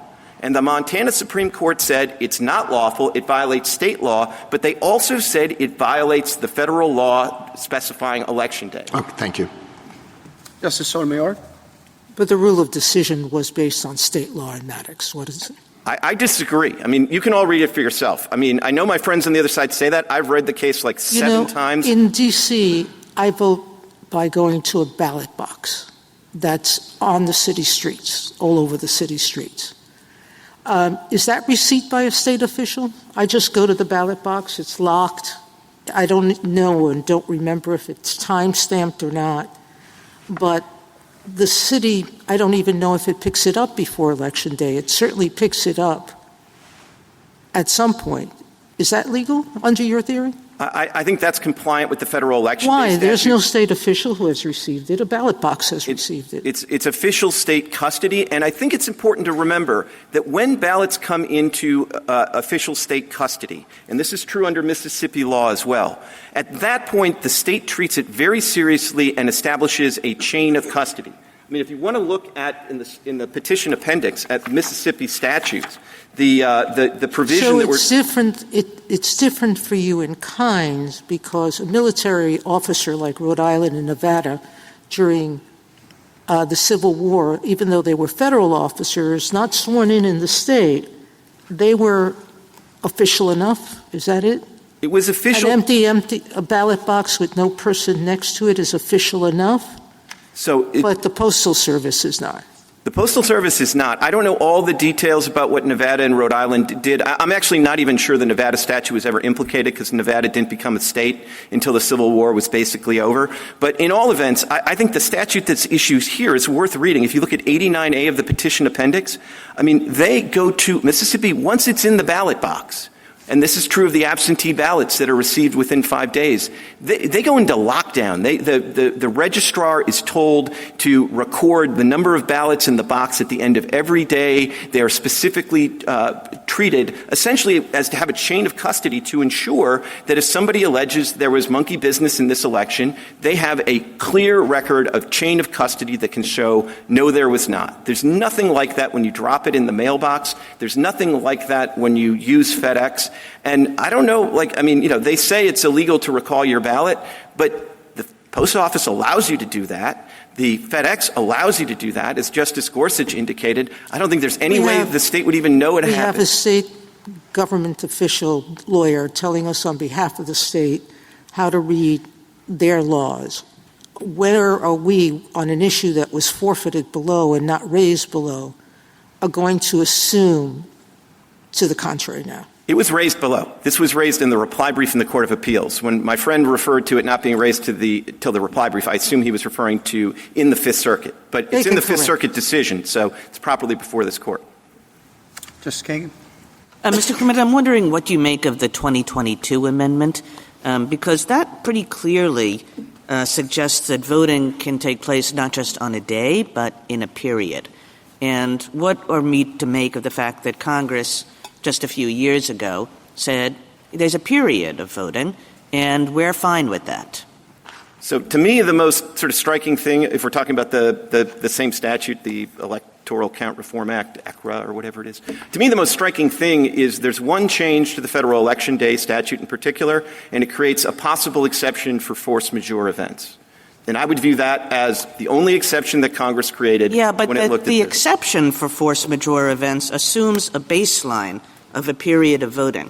It talks about a state modifying the period of voting for those special events. But the baseline is that the state has a period of voting, which it then modifies for force majeure events. So I think that this is not like some special exception. It's an exception in the statute that assumes that a state is going to have not a day of voting, but very likely a period of voting. So I would think that the period of voting would refer to is the practice of early voting, which we're not taking issue with here. And as I said, that has a distinct history. But I don't think they were saying the period of voting could last until after the election, because if that's what they had in mind, there would be no reason to create an exception for force majeure events. It would just be part of the period. And could you tell me, going back to this, we're not taking issue with early voting, how it is that you're not taking issue with early voting? Because every time I sort of try to state what your rule is, it seems to me it's a rule that prevents early voting, because you're basically saying there are two things that have to happen, and they have to happen on Election Day. And it's the voting and, the casting of the vote and the receipt of the vote, and both of those things have to be on Election Day. And just like a normal person says, okay, well, when I early vote, I'm not doing that on that first Tuesday. So I get why an ordinary person would think that, and for what it's worth, like a couple of ordinary people read your Foster against Love decision and thought, whoa, this gets rid of early voting. And they brought challenges in the Ninth Circuit, and they brought challenges in the Sixth Circuit, and all those challenges were rejected. They did it in the wake of... Let me suggest to you that they were rejected because it just seems inconceivable that on the basis of this kind of evidence, we would reject these practices that are so entrenched in 30 states. But the problem still remains is that your theory would have us reject them. No, I don't think it would. And, it's my theory, so I'll tell you what it is. These things have to be consummated by Election Day. I'm not making that word up. It's not the word I would make up if I were making up words. But it's the word that this Court used in Foster against Love. So that's where the theory comes from? It comes from the word that this Court used in Foster? Yes, and that was a word don't look so, because a word that we used in Foster is the premise for your being able to separate Mississippi's law from every early voting law in the world, even though your basic theory should say that the early voting laws are also verboten? No, with respect. I said two things when I first answered this question. The differential history.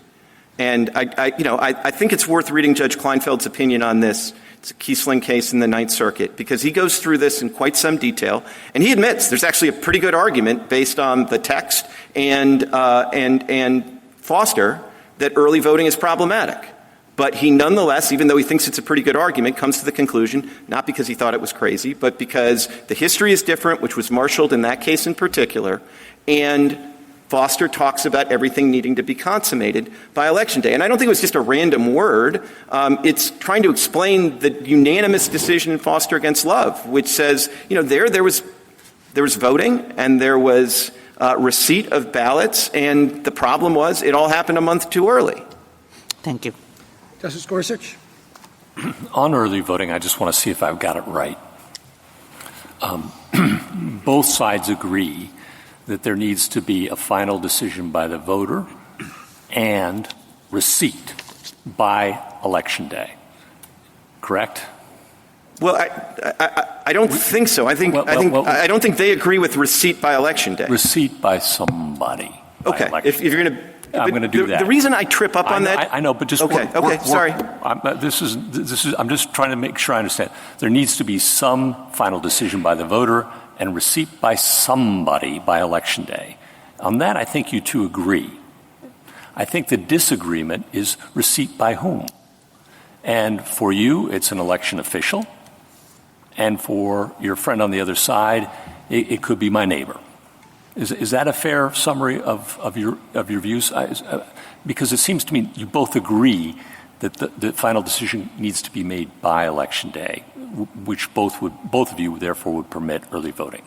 So I don't disagree much. Okay. But what I would say is my friend's position is a little bit more nuanced than that, because he thinks that sort of selection and submission to the somebody is before Election Day is a necessary condition. But it's not sufficient, because Mississippi law cares very much about receipt by the registrar. And if the vote is submitted to the somebody before Election Day, but it's not received by the registrar until the 6th day, it's a nullity. So that's just the subtlety that I wanted to add. No, I appreciate that, because at least as I read Mississippi law, you're right, that it isn't accepted until an election official marks it accepted. That's its own rule. But it seems to be running away from that here by saying, at least as I'm understanding it, I might be misunderstanding it, but at least as I understand it, because they're saying, no, once it goes into FedEx or to my neighbor or whomever, it's received effectively on Election Day. See, I don't think they've quite gone that far, because, they can try to quibble about the sort of receipt rule in the reg, but the statute itself absolutely requires receipt by the registrar within 5 days. Yeah. And then the statute itself goes on to say that if it's not received by the registrar within 5 days, even though it was submitted, even though it went to FedEx, it's a nullity, and it must be destroyed. I mean, Mississippi takes its receipt deadline so seriously that if you miss their receipt deadline, your ballot is destroyed. If we were to rule against you, is there anything that would limit states from allowing receipt by election officials up until the day of the next Congress? The slippery slope problem on the other side, I don't think there's anything that would stop that. And, maybe the next state can figure out a way to have an election without even anybody receiving anything. I don't know. But that seems to me to be a large reason for why Election Day should mean Election Day, and election should mean casting and receipt into official custody to stop that slippery slope. On time. And how about means? Do you see any principled way we could draw a line on means and say, okay, common carriers are different than Bob? See, I think it's tricky, especially because all of these statutes purport to be time regulations, not manner regulations. And the thing to keep in mind is that under Article 2, the congressional power is limited to time regulations. Manner is left to the states under Article 2's election clause or electors clause. So it's a little different than Article 1, where Congress, if it wanted to, could correct the means. And so that's why I think it's either all or nothing in terms of their position, and they have no basis for distinguishing the states that say, like Illinois, that say 14 days with or without a postmark. By anybody. By anybody. Justice Kavanaugh? Can I follow up on General Stewart's who decides argument? I think if you're looking at the text in isolation, day for the election, your first instinct might be in-person voting on that day is what that text literally meant. But of course, you acknowledge early voting, you acknowledge absentee voting are consistent with the statute, and then we have obviously a range of historical practices that deviate from that text if you thought literally it meant in-person voting on that day. And then what General Stewart says is, well, given all that history, you can't read it literally, and I think Professor Morley's amicus brief says this as well. And you have to take account of that historical practice, and really it's up to Congress to fix this if they think there's a policy problem which was going on in the states. I think that's a summary of some of what he's saying. Leave it up to Congress for all these policy concerns. I just want to get your response to how we think about the historical practice in the text and then the who decides. Sure. So on the historical practice, the thing that I think is remarkable is this unbroken historical tradition, at least from 1845 to 1914. There is no example of somebody of an election with a state having a ballot receipt deadline that's other than by the election day. So nothing. I mean, they cobbled together one state at a time to get them starting in 1918, and I think some of those statutes are distinguishable, but it's common ground that there's nothing during the whole time that these statutes are enacted where you don't have ballot receipt by election day. So to me, if we're going to do original public meaning, and then, Congress could fix this either way. However you decide this case, you're not going to have the last word. Congress is going to have the last word. But if we're going to take original public meaning seriously, I think the reason Congress hasn't revisited this is because it doesn't have to. It's already fixed this problem. Now, in the Morley brief, I would take the bitter with the sweet on that, which is what he says is, I don't think the text gets you all the way there. I beg to differ. I think the text, original public meaning, gets you all the way there. But what he says should be the tiebreaker is what rule does a better job with dealing with actual or perceived fraud? And one of the things I found striking in that brief is he quotes Senator Atherton from 1844 debate leading to the 1845 statute. And Atherton says, in response to some argument that, you haven't proved all the fraud or whatever that was going on and the pipe-laying scandals and all of those other things, because it wasn't just crossing lines. And he says, real or perceived, it doesn't make a difference, because even perceptions of fraud are going to make a huge difference in undermining public confidence in the elections. And you, I think, quoted from Professor Pildes, who I think got this exactly right. I mean, if you have an election and the election is going to turn on late arriving ballots in a way that means what everybody kind of thought was the result on election day ends up being the opposite a week later, 21 days later, the losers are not going to accept that result. Full stop. They won't. And that is bad for our system. And so if you think there's a little bit of ambiguity and we're in a post-Chevron world, so you have to resolve it, I would resolve it in the favor of reading the statute to eliminate fraud or perceived fraud in election. And that, I think, would cause you to rule it. Why have so many states allowed this then? So states have only allowed it relatively recently, as one of your questions, averted to. I think one reason that they've done it is some states do want to accommodate overseas or military voters.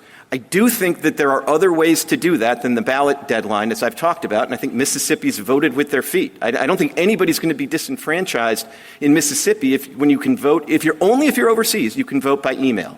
So I think Mississippi solved that in a much more targeted way. So I think, that's at least kind of part of the way that I would think about why states have done it. And then really there was an uptick in COVID as sort of a one-time accommodation for COVID. And a lot of states did it for COVID and then sort of retreated.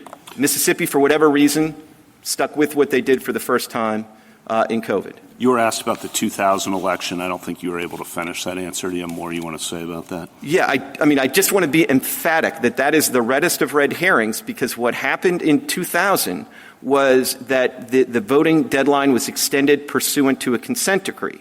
And the reason there was a consent decree is that Florida had violated the principal protection of UOCAVA, which is getting the absentee ballots to the voters overseas well in advance of the election. And so having blown that deadline, there was a consent decree that extended the receipt date. We don't have any quarrel with that. Federal courts have the authority to remedy violations of UOCAVA, and I don't think extending the deadline is off the table as a judicial remedy, though actually I think in 2026, as opposed to 2000, maybe the judicial remedy would be to let the UOCAVA voters vote by email, even in a state, unlike Mississippi, that doesn't allow it. As we looked at it, a majority of states allow overseas voter either fax or email voting. So I think that would probably, in 2026, that would be the better remedy. But in 2020, pursuant to consent decree, that was perfectly permissible. So anybody who tells you the 2000 election came out different is not looking at the facts of that Harris case in the consent decree. Last one, if you were to prevail here and say our decision was issued in June, Purcell issues with the states for the upcoming fall elections? I don't think so. I think this issue, because it really sort of just deals with the state and the receipt of the ballots, I think June would give them plenty of time. And remember, it only affects this issue only affects the general election. It doesn't affect primaries. So, like, the only thing I can even think of that would raise, like, a lurking problem is you wouldn't want the states, if this court decides in our favor, you wouldn't want a state absentee ballot that's misleading about the receipt deadline. But those deadlines, those ballots have to go out 45 days before the general election. So what's that, like mid-September or something? So there's plenty of time. I don't think there's a Purcell problem. Thank you. Justice Barrett? So I'm trying to figure out how to think about the history. And you said a moment ago that what we have is the original public meaning of Election Day at the time in the late 19th century in 1917, et cetera, was ballot receipt. And you invoked the various state laws that required receipt by Election Day. But we don't have, to my knowledge, so this is what I want you to correct me if I'm wrong, a rich history of original public meaning in the way that we often think of it, of people saying or expressing views that, yes, this is what it means to elect. This is what Election Day means. Stripped down to its essence, it means the taking of the ballot into official custody. What we have is state practices. I think there are a lot of really good policy reasons to require, and we've talked about some of those this morning, lots of good policy reasons to require all the ballots to be in by Election Day. Do we have evidence either of people saying, like, this is what we understand Election Day to require, as opposed to treatises that are summarizing some of the cases? And is there any reason to think that these laws were adopted because of a concern about preemption by federal law, as opposed to just, this is a really good policy, this is how elections should run? So we're in the realm of congressional actions under the Election Clause and the Electors Clause. So everything they're doing is preemptive, and that's particularly obvious in the context of trying to get a uniform national election day for the general election. So I think we're like in the absolute epicenter of intertribal here, because not only is it like sort of preemptive by its very nature, but it's Congress trying to create uniformity across state lines. So Congress was sort of appalled by what had happened with the staggered deadlines and disparate deadlines in the states. So I think the preemption part of that is kind of relatively straightforward. Now, on the history, this is where I just think the Civil War practice is so powerful, because my friend says, well, when they were first passed, like the difference between casting and receiving the ballot into official custody hadn't ripened. But the Civil War ripened it. And the one thing every state, including Rhode Island and Nevada, did is they said it has to be in some kind of official custody by Election Day. And I agree with you, that's striking. But maybe I wasn't clear before. I agree with you that that's striking. But do we have any reason to think that they did that because they thought, well, it has to happen on Election Day or by Election Day, which is a deviation from what the text says, right? But do we have any reason to think that they did it because they thought they had to, as opposed to, this is really good policy, so we should do it this way? No, I think to me, can I connect the dots precisely? No, but they did it because they thought that's what an election means, and that's what an Election Day means. They thought it would just be unthinkable. It would no longer be an election or an Election Day. It wouldn't be happening on Election Day if it could take place, if ballot receipt could take place some other time. Isn't that true of early voting, too? And I guess this goes back to Justice Kagan's question. I mean, it seems to me that if you look at the historical practice, what an election meant was showing up in person and casting your vote and being qualified as the voter on that same day. And then there were deviations for war, essentially. But why would absentee voting in a widespread way by civilians or early voting, why is that permissible? Because if we're just going to say that historically it needs to look like it always looked, how come those features fall out? I would say they probably fall out because nobody thinks they're essential, which is to say, if a state wanted to have like early voting but like no voting on Election Day, maybe that would be a hard case. But, those I think have been understood, and there's a different history for those because if a state wants to say you can come in and you can mark your ballot and put it into official custody a week early, that doesn't sort of vitiate the whole idea of an Election Day. Whereas if you can still have ballots being received after Election Day, I think that vitiates the whole notion of Election Day. And if you're interested in Professor Morley or Justice Kavanaugh's tiebreakers, there's not the same concerns about fraud, about the losers not being able to accept the outcomes when it comes to early voting. But there's a distinct problem with voting with ballots that come in, and particularly if they're going to tip an election. And as Justice Gorsuch indicated, like maybe it's happened, maybe it hasn't, but it will. And at that point, there's just no way the loser is whoever it is going to accept that outcome, and the supporters aren't going to accept the outcome. And so that's something I just don't think is implicated by early voting. Thank you. Justice Jackson? Except people accepted the possibility of that outcome for 100+ years now because this idea of the votes being cast by Election Day and counted after Election Day has been around, right? I mean, it's not like we're talking about a brand new thing from Mississippi from the standpoint of no one ever had a post-Election Day ballot deadline before. And so I guess I'm just concerned about the various conclusions that you would have us draw from these historical practices because it seems to me that we have a very long history of states having a variety of different ballot receipt deadlines to include after Election Day.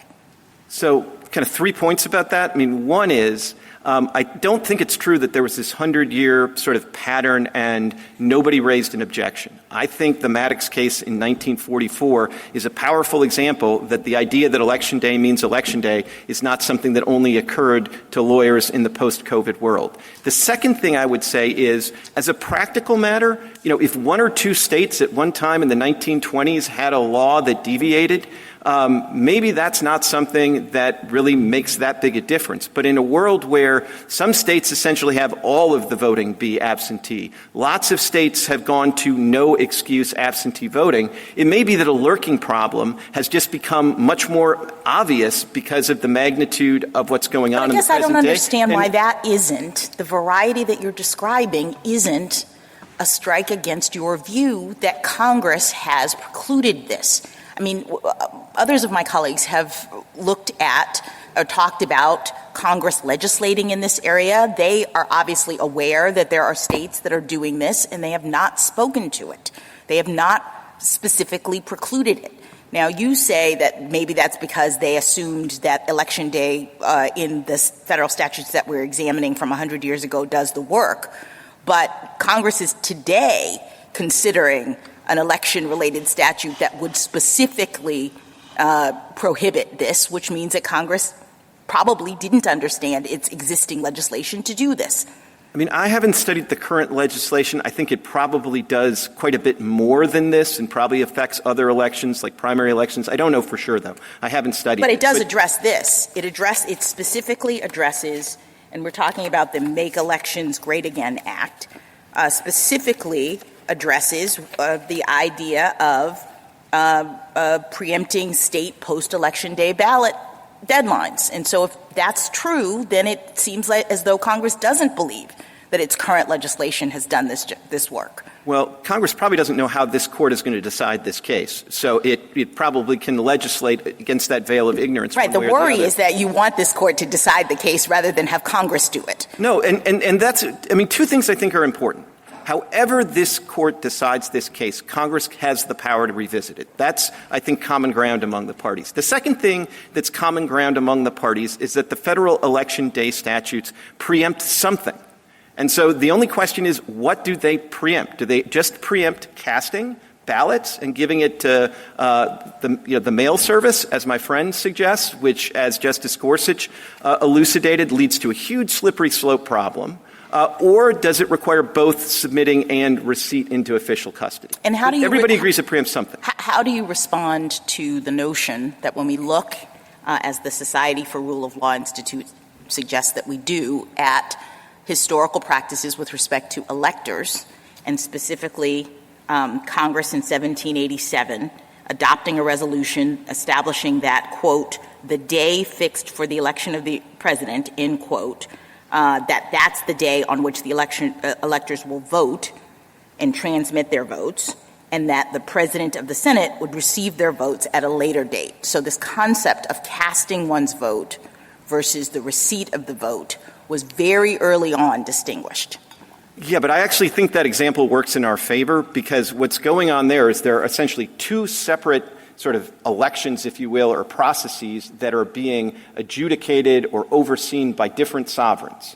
So what happens first is the states address the appointment of the electors in that state, and then later that has to be received and certified in the Senate, because then in the Senate they're going to figure out who won the national election. Yes, I appreciate that, but I guess I'm just talking about this notion that receipt and casting have always been completely intertwined, such that it would be inconceivable for someone to think that the election day is the date in which the votes are cast versus the day in which they're received by elections officials. So I don't dispute that if you have two really separate elections, that you can then, having bifurcated the elections, you can bifurcate the idea of casting and receiving. I mean, like obviously, right, but Congress could have had them on both the same day if that's what an election is. I mean, your argument is rooted in this notion that as a common sense matter, as a general matter, if we're going to have an election day, that's the day when everything is supposed to happen.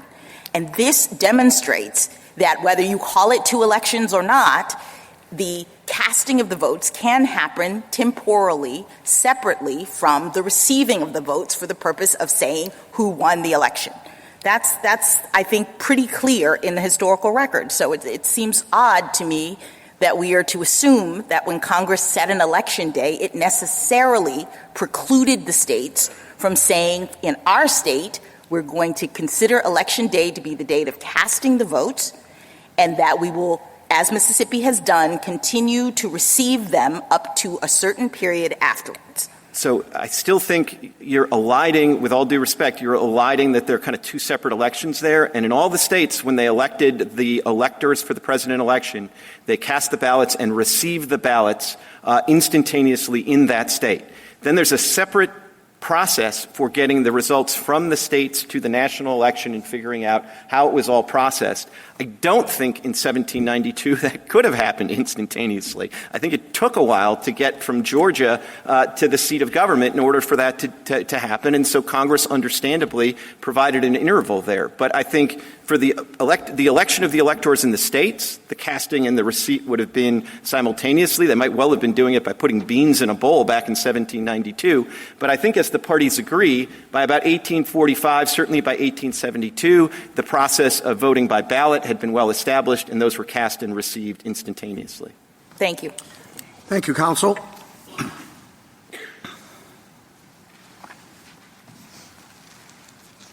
General Sauer. Mr. Chief Justice, and may it please the Court. As the argument so far reflects, Mississippi's theory of election is so general and permissive that it would authorize statutes that Congress could not possibly have approved in the 19th century. Defining election as merely private choice alone would authorize statutes where the voters mark their ballots and give them to a private party, such as a ballot harvester or a party operative, or even hand them in 3 weeks later and just say or attest that they made the decision on Election Day. Official receipt is at the definitional heart of election. Every source from the 1840s onward that addresses the specific question treats official receipt as essential to an election. Mississippi cites a few definitions that are too general to address the question, but they cite no authorities holding that a vote can be perfected by anything other than official receipt. I welcome the Court's questions. General Sauer, what effect would your approach have on early voting?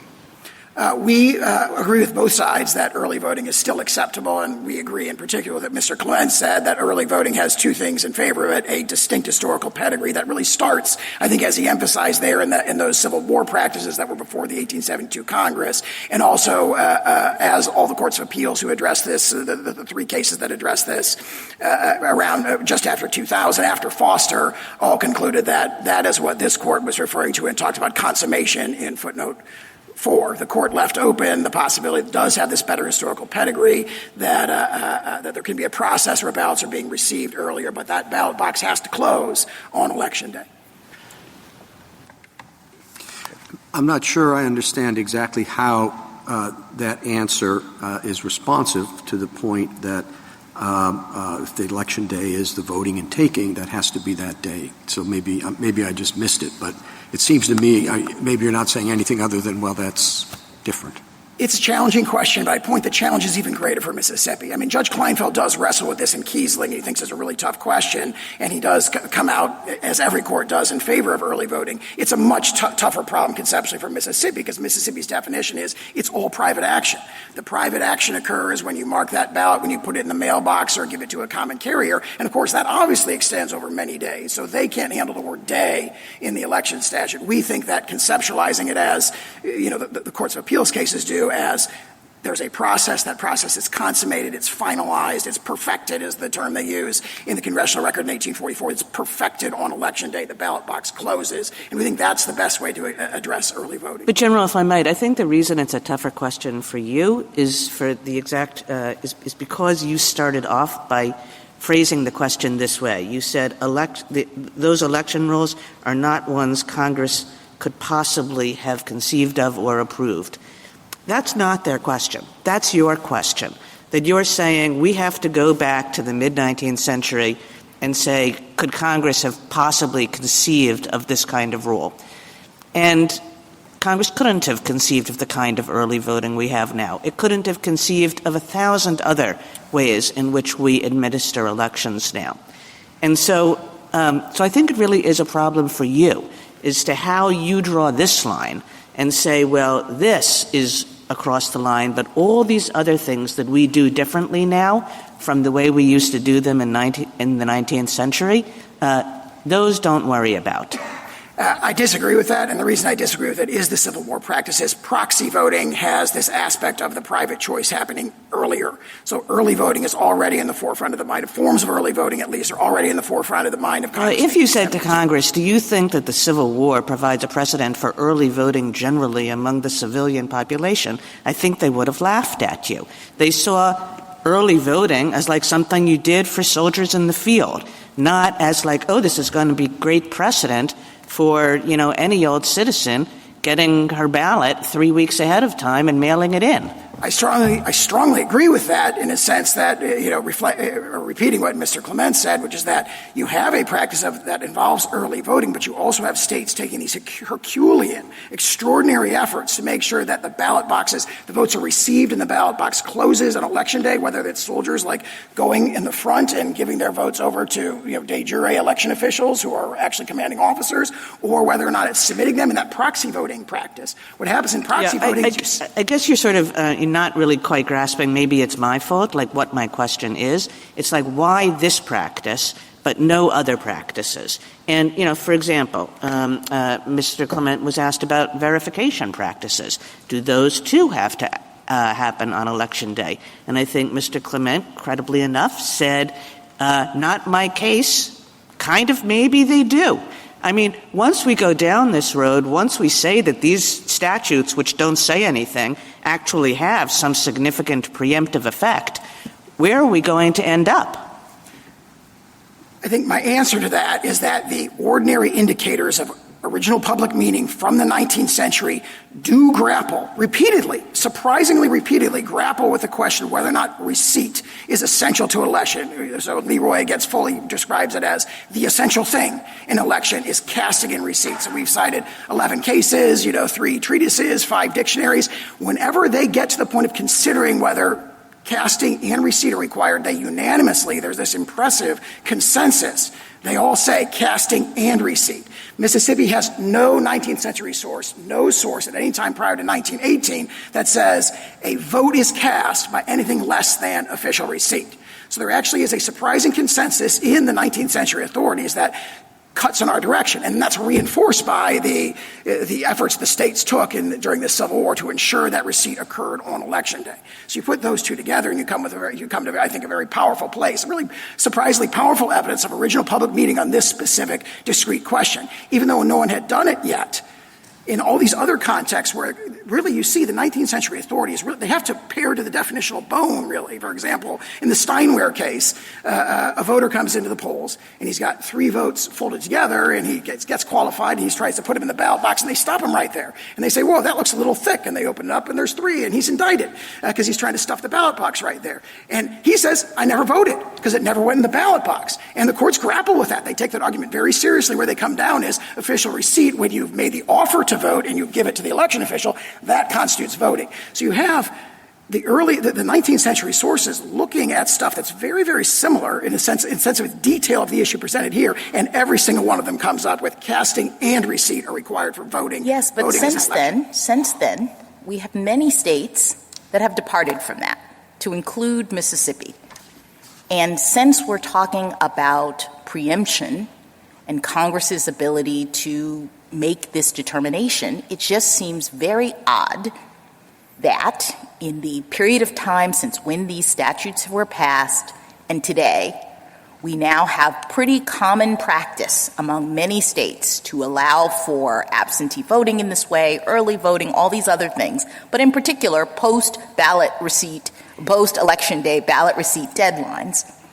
And Congress has not indicated, at least thus far, that it intended ever to preempt this, that it intended not to have the states make this determination. As far as I know, this kind of challenge hasn't even been brought. This has just been accepted.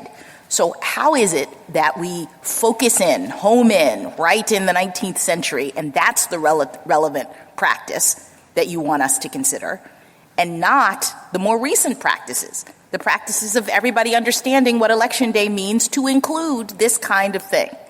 Mississippi admits that every single one of those examples occurs after the relevant period when all these statutes are enacted. So they are. But I guess I'm asking you, why is that the relevant period? I mean, we have lots of statutory interpretation scenarios in which Congress passes statutes. And I think it's rare that we interpret those statutes relative to the practices of the people who were affected by them at the time. I thought we normally do things like textualism. We look at the statute and some of us, think about the legislative history and what Congress's intent was when we're interpreting the statute. I don't recall, and maybe we have, but I'm just, curious about this really heavy reliance on the 19th century understanding of the word Election Day, especially when we have a more recent understanding that has been implemented and Congress hasn't said anything about it. I would say the 19th century evidence of meaning is the best evidence of the original public meaning of the statutes at the time they were adopted, 1845. And you're saying that governs. We have to interpret Election Day, notwithstanding that Congress may have wanted states to experiment, that states have experimented and done other things. We are bound, you say, by exactly what Election Day people thought it meant at the time these statutes were enacted. By its original public meaning. And of course, Congress was very concerned when it passed these statutes, 1844 or 1845 and 1872, about the exact thing that or almost the exact thing that Mississippi would allow, which is staggered ballot receipt deadlines. Thank you, counsel. Justice Thomas, Justice Alito, Justice Sotomayor. Tell me what the act is that you think has to be done by Election Day by the official. Received or accepted? Received. All ballots have to be received, and the ballot box has to close on Election Day. The ballot box has to close. The proverbial ballot box. So what do we do, and I know you did this, and I am a little upset, not a little, a lot upset, by many of the statements in your brief, quoting historical sources out of context.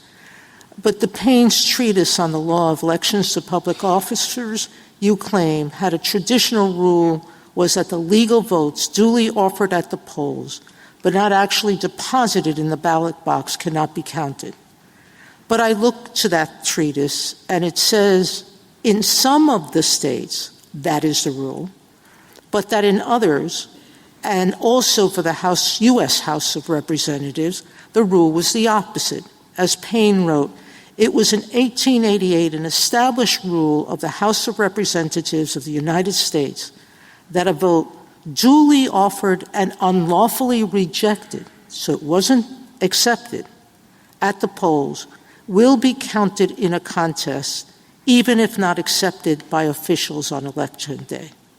And we have another source you cite, the American and English Encyclopedia of Law. You selectively quote from that snippet that the, quote, act of voting was not complete until the ballot was deposited in the box. But it made very clear that that was only the rule in Alabama, while noting that other states allowed votes to be counted even if the officer may neglect to deposit the ballot in the box until after the close of polls. So it seems as if your rule is already historically destroyed at the time of these examples that you quote to us. I respectfully disagree, and I stand by exactly how we characterize those sources and all the historical sources in our brief. If you go to the Payne Treatise, and I think we refer to this in the very next sentence in our brief, the Payne Treatise says the traditional rule is it's got to actually be deposited. But then it notes later in the 19th century, some authorities says, well, if they challenge your qualifications and they were wrong, as long as they received it. Either way, it's official. Receipt is what matters. The state has it in its custody. And, of course, now you're changing the definition. Well, we've said receipt. Receipt is the word that we've used. We've used that consistently, and that Payne Treatise points out that either way, whether it's got to actually be in the ballot box or officially received, official receipt is essential to an election, and so do all three of the treatises, all five of the legal dictionaries, including the one you referred to. Justice Kagan? Justice Gorsuch? Justice Kavanaugh? Justice Barrett? Justice Jackson? Thank you, counsel. Thank you. Rebuttal, Mr. Stewart? Thank you, Mr. Chief Justice. I'd like to do my best to make 3 points. First, there was a concession by Mr. Clement that I was surprised about because it seemed to be different from what he said in his brief. He said he'd have no objection to doing what the U.S. Solicitor General proposes on UACAVA. I just want to briefly make clear, as we've said in our briefs, that if this Court agrees with the Solicitor General on UACAVA, that means vacator would be required because the Fifth Circuit did not allow state laws allowing UACAVA votes to arrive after Election Day. Second, I want to try to tie together some points that go back to Justice Barrett's questions, Justice Kagan's questions, Justice Sotomayor's questions, some other questions about 19th century history here. My friend, Mr. Clement, emphasized, the Solicitor General did as well, hey, those show that you needed ballot receipt. I think the key point to recognize there is that ballot receipt was not possible in the 19th century without somebody showing up in person and undergoing an on-the-spot qualifications check. If you need ballot receipt, you need those other things as well, and that's quite critical to the plain meaning in this case. I think the better view is that, hey, when people were holding elections in person at the time, naturally they were going to be receiving ballots on Election Day. That doesn't mean that that was required or baked into an election any more than in-person voting or on-the-spot qualification checks by fellow voters is baked into an election. I would add, Justice Sotomayor, you mentioned some things, Payne Treatise and otherwise. I would also say if you look at the Solicitor General's sources, they emphasize not just voter choice, but they also emphasize that at the time the method of making that choice was in person, on-the-spot qualification checks, those kind of things. Those are not things you really see quoted or cited in the Solicitor General's brief, but they bear out what we've said about Mr. Clement's 19th century election codes. I'd say that also this history explains the Civil War receipt of absentee ballots. Mr. Clement alluded to the idea that states went to Herculean efforts to receive ballots on Election Day. That's not what they went to Herculean efforts to do. They went to Herculean efforts to hold elections effectively in person because that is the method of voting that people used at the time. That's why field voting was so dominant. And the other thing that states were trying to do at the time was to adhere to actual or perceived in-person, in-district voting requirements. So that's what they were doing. They were holding elections where people would cast ballots in person, which was the common standard way. And when that's happening, yes, naturally ballots are going to be received by Election Day. That did not make it a ripe issue or a settled issue. It did not decouple ballot receipt from ballot casting, but it did not foreclose that either. Last thing, I just want to refer to your neighbor again, Justice Gorsuch. I want to be clear. We have not made the argument for the neighbor to be allowed to cast ballots, but I will say that I would emphasize my friends do allow the neighbor to cast your ballot. The neighbor just needs to be designated, I think, as Mr. Clement put it, cloaked with government authority. It's quite something for a neighbor, a party boss, some bad actor to be able to become a ballot receiver just because they're cloaked with state authority. If that's allowed, then I don't see why the historically recognized for 100 years method of casting a ballot through the mail would not be equally legitimate, especially when the federal government itself is perfectly fine with that method, and Congress has been fine with that method for United States tax returns, which carry huge civil and criminal consequence, also are very critical on deadlines. I think the best way to resolve this case is to come back to the text, history, and precedent, which we've said many times, just does not decide the key issue. This is ultimately a federalism case. The question is whether, as I think Justice Jackson put it, did Congress in 1845 block states from adopting a practice that no one had wide reason to consider at the time? Congress wasn't thinking about it. It didn't decide that. It didn't wall states off from doing that. We ask the court to reverse. Thank you. Thank you, counsel. The case is submitted. That concludes the audio recording of the court proceedings. The case of Watson v. Republican National Committee was argued before the Supreme Court on March 23, 2026. As of the time of this recording, no decision has been issued by the court.